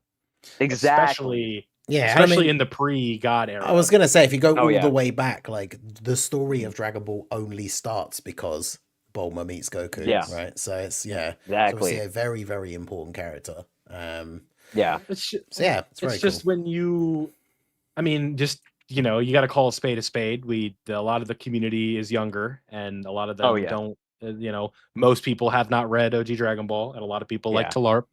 So, well, plus nowadays, we were talking about this, I think, on a previous episode. Like now, as we're getting older, like we've obviously gone through this. That was actually a question I was going to ask you, Slow. So maybe you could comment on that a bit after this, I guess, of like how you first got into Dragon Ball. But like I know we've talked about it before. We grew up on Z, and like obviously they didn't even show OG Dragon Ball over here for I don't even know how long. So obviously I haven't gone back and seen it, but I grew up on Z.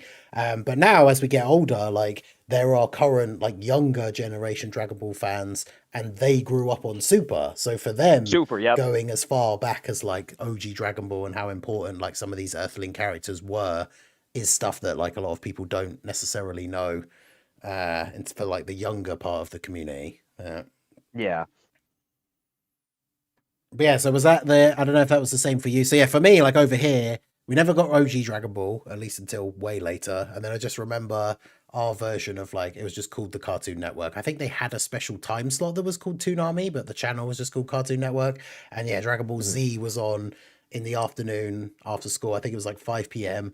And the UK did this a lot. I don't know if it was like a rights thing or like they only ever purchased like a certain number of episodes or something, but they did the same thing with Pokemon when it showed over here in the UK, where they only had like a certain number of episodes. So you'd be watching it and like one day it would be like near the end of the Saiyan saga, and then like the next day you'd come home from school and it would be the first episode of the Saiyan saga again, and it would like loop back around, and it would happen like 2 or 3 times until there was actually then new episodes. But yeah, it took quite a while for like me to even discover like the movies and stuff like that. So but yeah, it was always just OGZ in the afternoons after school. But it was pretty much the same. Go ahead. My big exposure to it for the first time was Budokai 2 at my neighbor's house. Nice. And that kind of just transferred from there. I remember, this is kind of funny. This is going to sound stupid, but you know, like in Budokai 2, when you had Max Key, it would say Max. So I originally, like the first time ever, I thought Goku's name was Max. Because it was on the bar and it said Max under him. You know what I mean? So that's hilarious. You got to keep in mind, I'm probably 7 at this point, maybe 6. I don't remember, but awesome. Little did I know at that time. What it's like 20 years later, here we are. For me, it was through my uncle. He actually, I think I was probably maybe around the same age as you, like 7, 8 years old, and he got me Legacy of Goku 2 on the Game Boy Advance. Oh, nice. And I was just like, oh, okay, you know. cool. I'll try this game out. I was always open to trying like any new game. I didn't know anything about Dragon Ball at the time. I'd heard of it because my uncle would always talk about Dragon Ball Z, and he was much older. He was cool. He was like, I think like in his 30s at that time, but he watched it a lot in college, and he really liked it, and he wanted to get us into it.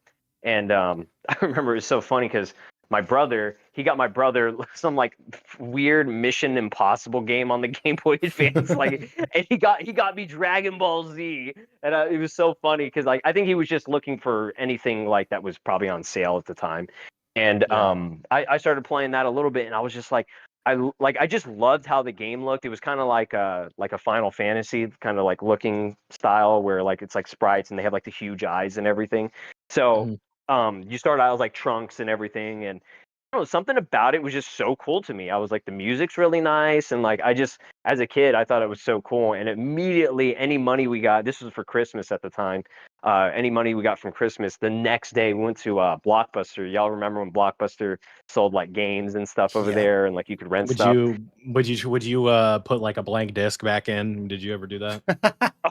Yeah, dude, all the time, bro. There we go. Don't tell nobody, but all the time. Clipped. Yeah. Yes, sir.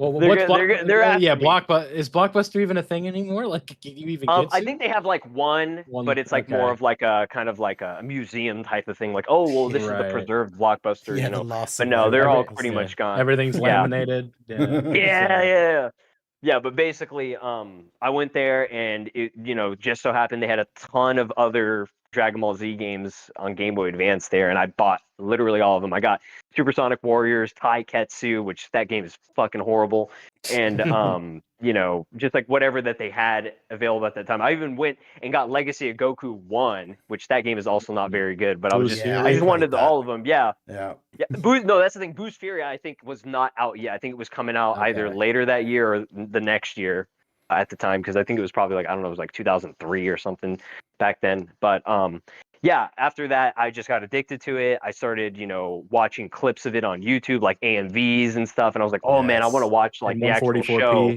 Yeah. So I was going and I was like, I was renting just random episodes of DBZ, and then I found out, they show it on Cartoon Network, like Toonami, and for us it was late, like super late they would show it.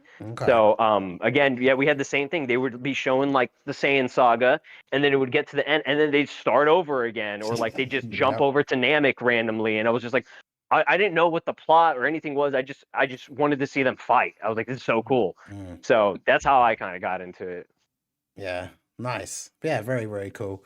Because I can't even remember how I ended up seeing the movies when I finally, because they never showed on any channels over here, I don't think. So it was only through getting like random like bootleg DVDs or something that I managed to actually see some of the older movies. That was actually a question I had noted down for if we got to like the end and we were doing random questions. What's your favorite of the OGZ movies? Do you have one that comes to mind? For me, I know this might be a bit of a hot take because I know not many people like this one. BoJack Unbound is my favorite. Yes, I love BoJack Unbound.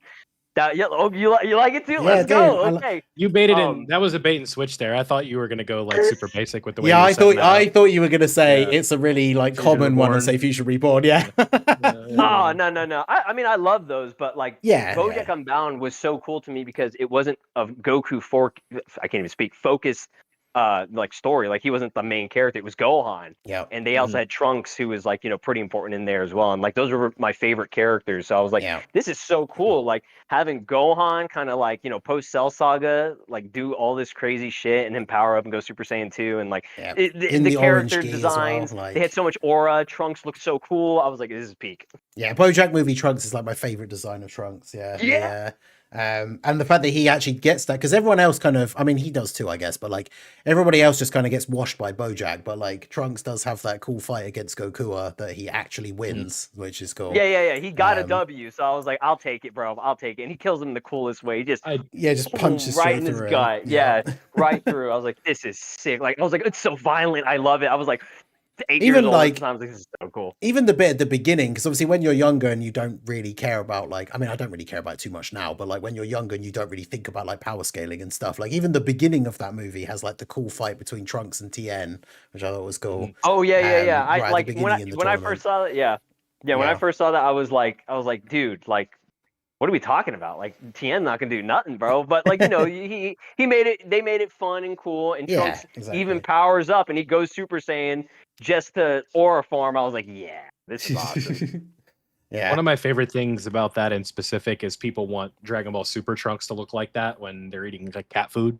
Yes, like the guy that grew up in the horrible timeline. My man is malnourished.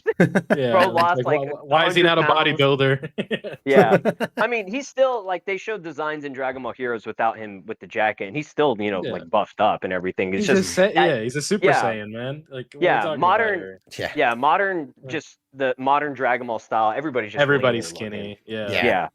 So, I mean, it's like you look at like Super Saiyan Goku on Namek and how like jacked he is compared to like Goku now, but just a different art style, man. Yeah, dude, I love the BoJack movie so much. Like the orange Gi Gohan. Yes. It was only one of those things. This is a test. I know you were saying about like seeing the AMVs and stuff. This is the like benchmark of me from that like. When was it? When would it have been? Would it have been late 90s or was it early 2000s? There was this like one very specific Gohan AMV, and it was like Kryptonite by Three Doors Down, and all the clips were from either the BoJack movie or the Cell fight. And like, I remember seeing that on the internet and being like, "Whoa, what are these other clips from?" And then saw the BoJack movie. I was like, "Damn." I remember one of Goku fighting Kid Buu to Headstrong by Trapped. Nice. Oh, peak. Let's go. That's and I mean, like those DBZ movies had all that, like, those like crazy like metal bands and stuff in there. So it's like you were watching an AMV and like official material. It was so cool. Yeah, it's like the Broly movie having like Pantera in it and stuff. It's crazy. Yeah. The Slug movie has System of a Down in it. Disturbed, I'm pretty sure as well. Yeah. Yes. That was crazy. What a choice of a song, you know what I mean? And that's such a cool moment too. It's what is he's like, I'm bored now or something, and then it's just, I always talk about that where people they say like, I want false Super Saiyan Goku in the thing, but it's like, technically it's not what it is. It's just the movie studio didn't have the design. So like, all right, this is what we think Super Saiyan's gonna look I don't think there's a single game that actually has it. There's like, because it's not a real thing. There's one thing that has it. There's like one official. I'm gonna try and find it so I can see what the name is on it. I feel like it was maybe like a card or like there's a physical card in the card game for like the trading card game, the one that's currently like still out. There is a full Super Saiyan Goku one, and I think he might just be called Goku. I'm trying to find it now. But appearance of it is literally like probably what, like false Super Saiyan? Yeah. Where is it? I can't remember if he's just called Goku, but like it's the only official Dragon Ball. Yeah, it's the only official Dragon Ball like media or whatever like it's called. But the physical card game has a card of it from the Slug movie. But no other games have it in any kind of like thing, which is what's it even called? Is it it's not TCG, is it? I don't even remember now. While you're looking that up, something that's been a godsend, I don't know if we're going to really have a lot of time to talk about it in this episode specifically. Half Stam Whis event has been so good. Yeah. I have gotten so many runs in. It's like all I've been doing like all day. Sorry, I did find it. So the card is literally just called Goku. So he's not even called full Super Saiyan or anything like that. It's just the card is called Son Goku Smashing Limits, and the art is the full Super Saiyan. But it's not actually called full Super Saiyan or anything like that. So is it completely new art, or is it just like a shot from the movie? I'm not actually. I'll post it in our chat thing. I can't. That's what I was gonna say. I want to take a look at that. Oh, that kind of looks like Metal Cooler movie. Oh, that does look clean. That's fire. Yeah, it's pretty cool. That's actually sick. Yeah. I need that. Definitely, I need to buy it. But definitely has shades of Kaioken in there. Yeah, not referencing any other media. So. I would pay good money for Dokkan or Legends. If they got that, I would get it. I would go for it. That's so cool looking. Yeah, it's always like a what if thing that we've thought about over the years when people have talked about stuff like that for Dokkan, but yeah, it's not. Yeah, I definitely thought it was like a Kaioken and Super Saiyan fusion when I was a kid. I was like, oh, or like it was like Kaioken with like a little bit of like Super Saiyan like taste in there or something flavor. And it's funny, you get that later in filler, you know what I mean, when it gets Kaioken, and it just looks so different. Oh my god, it's Kaioken, which is also cool, man. Yeah, that's interesting to because it is the case that like you said, the movie studio thing, it's just they wanted to have Goku go Super Saiyan, but they didn't know what it looked like, so before it came out. Which is cool, but it's just one of those interesting things, I guess, that it happened that way, and so it's just in this one random movie and not in anything else. But yeah, that's pretty cool. I mean, just because Goku went Super Saiyan after that, so there was no need for it. Exactly. Yeah, good stuff. But yeah, the Whis event change thing, that sucks, to get back to that, as you mentioned it, because it's... that it's going back? I mean, like... They said it was temporary. I can't be too upset. It's just like, the event, no one's particularly happy with how that event ended up being. And at least making it half stamina was kind of good. But, yeah. I would be okay with 40 stamina if the drop rate was better. If you... Well, not even the drop rate, it's just like what you get. Like, why does it have to be class restricted? Like, even if you want to keep typings, like... And they're not EX either, which would be better if they were. Man, the number of times I had to replace a pretty good one on Majin Vegeta because I wanted something different. Damn. Yeah, I made a tweet about it the other day, but the number of times Beerus has shown up as the boss, it's like random chance you get Beerus. I don't even want that. I'm not a whale. I don't. You get a guaranteed gold orb slot. And every single time it's like level 7 super attack or something. It's like the worst one. It's like, that's literally on my screen right now. So I'll tell you, this is my 24th super AGL one. Eesh. Yeah, that's brutal. I don't know. I looked earlier. I had like 3,500 tickets. Damn. I haven't actually checked. That's not really.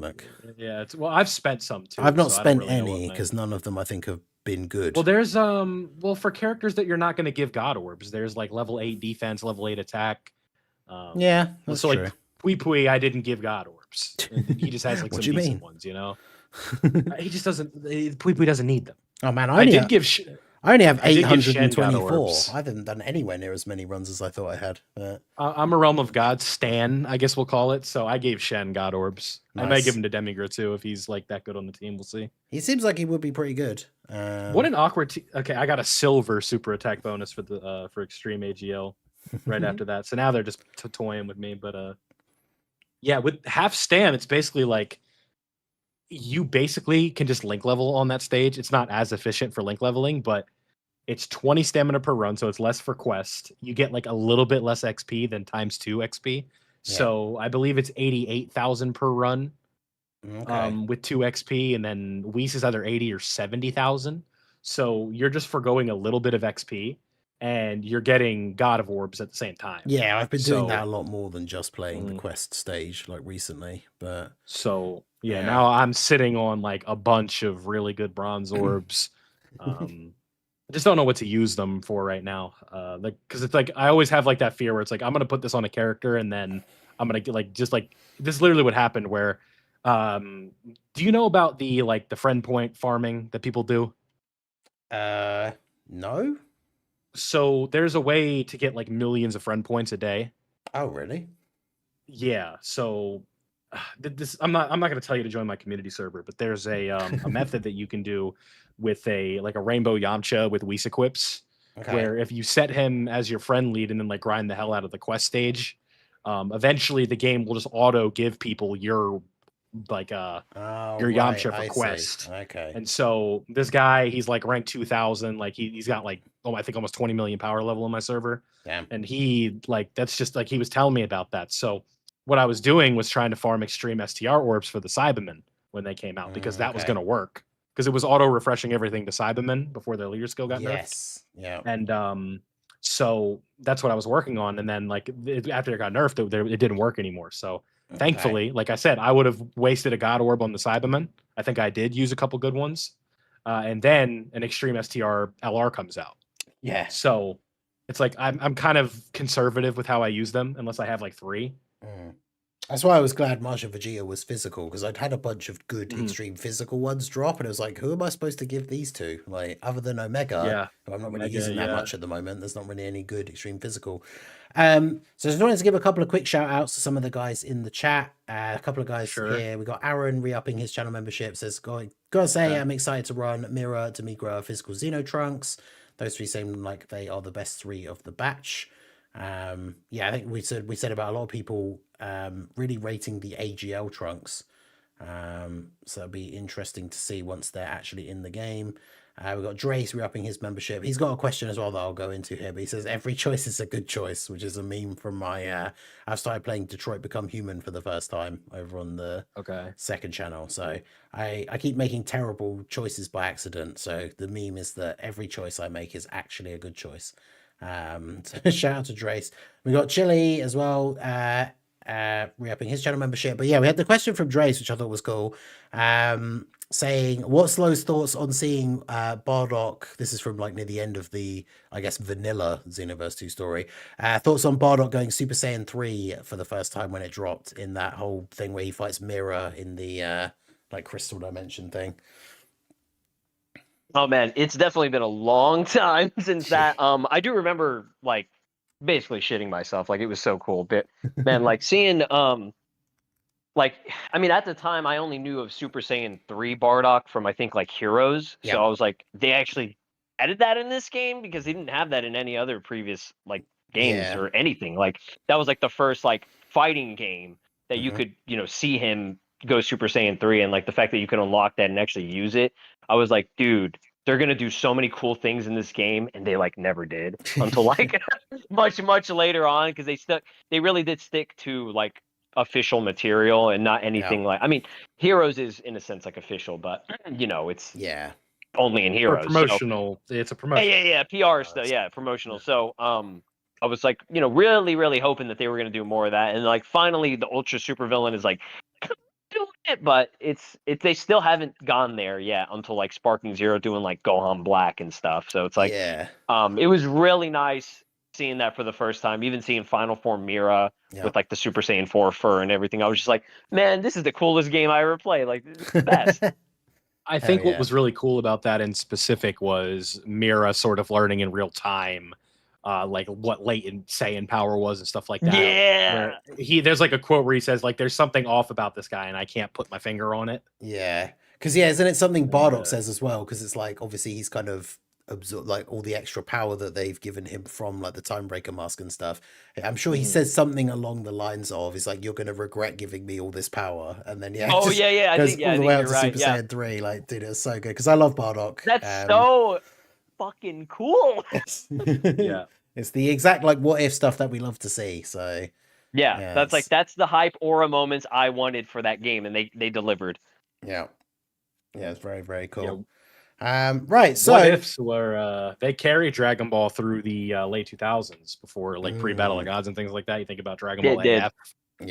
So I guess you could call that a what if, but like original stuff. You know what I'm saying?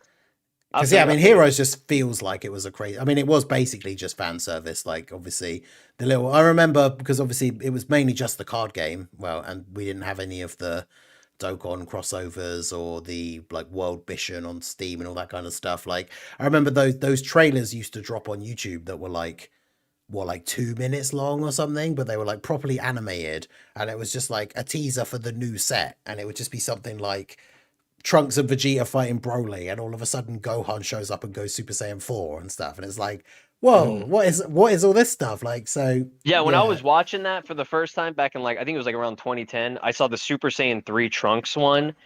Dude, I thought that was like a new whole ass anime that they were making. I was like, bro, are you serious? Like, they're coming back with this shit? And it was just like that one trailer for the games. I was like, you gotta be kidding me, man. Just so much cool stuff in there. And then basically all of that, and even the crossovers with Dokkan, all that kind of stuff, it was all just basically to promote the arcade game in Japan. So kind of crazy that they did all of that stuff, and dude, that was all it was for, really. But now obviously Dragon Ball back in a big way. Multiple games coming out. We got the series is coming back. Movies. All sorts of good stuff. The movies. I can't wait. It's going to be so good. But yeah, I guess to wrap it up here, as we have had a very Xenoverse themed episode, I can end with this final question that I've got noted down, and obviously we'll start off with Slow being the Xenoverse guy. What is your biggest hope, if you could pick one thing? I know there's a lot to choose from, but what is your biggest hope, whether it's story aspect, character, anything like that? What is the biggest thing that you're looking forward to for Xenoverse 3? Ooh, man, that's a tough one because there's a lot. There's a lot I want. I've been making Xenoverse 3 speculation videos since I was born, man. Like I have so many ideas and things that they're probably never going to implement. But I think the main thing that I really want to see is, I just want to see the expansion of the customization. I really want them to really focus on the customization aspect more. Yeah. And just because like we had a lot of options in, both of these games, and, they improved as time went on, but there was a lot of limitations. Like I didn't like that our character, obviously one of the biggest issues when they went Super Saiyan, the hair doesn't spike up. Like that's such a small cosmetic thing, but it was really annoying to see that because it just didn't really feel like I was a Super Saiyan. You know what I mean? Yeah. So that thing, you saw it in the first initial trailer. John 1000 does transform. His hair does go up. So I think we got that. I want Tails, like Saiyan Tails, to actually move and not be this like stagnant, static thing. dookie accessory. Yeah, that's just like on the back of you, and it just like looks like literally like an accessory. It's not like an actual They have tail. the physics for it. It's that's what I'm saying. It's like they have everything there. They're just not utilizing it. Yep. And I do want to see move sets, like being able to use different combos. Like I'm tired of like being restricted to one combo set for like a human or like a Saiyan character. Like I want to be able to mix it up. Like, let me customize it to where it's, for example, I train with Goku. I get to use his combos in, just something different. I mean, it's not gonna break the game that, there's everybody's still doing like the same number around the same number of combos. So it's just like I just want to see something visually different for the characters. So just expand that. That's the main thing. Like just everything that did in Xenoverse 2, just expand it, make it better. And I'm pretty happy at that point. Yeah. I think an issue with custom movesets is adding a CAC build to like the Goku string. I think would be too much. I totally get that. But like, imagine a Goku with Emperor's Death Beam. You know what I mean? Like that's definitely. I got you. Yeah, I feel what you're saying.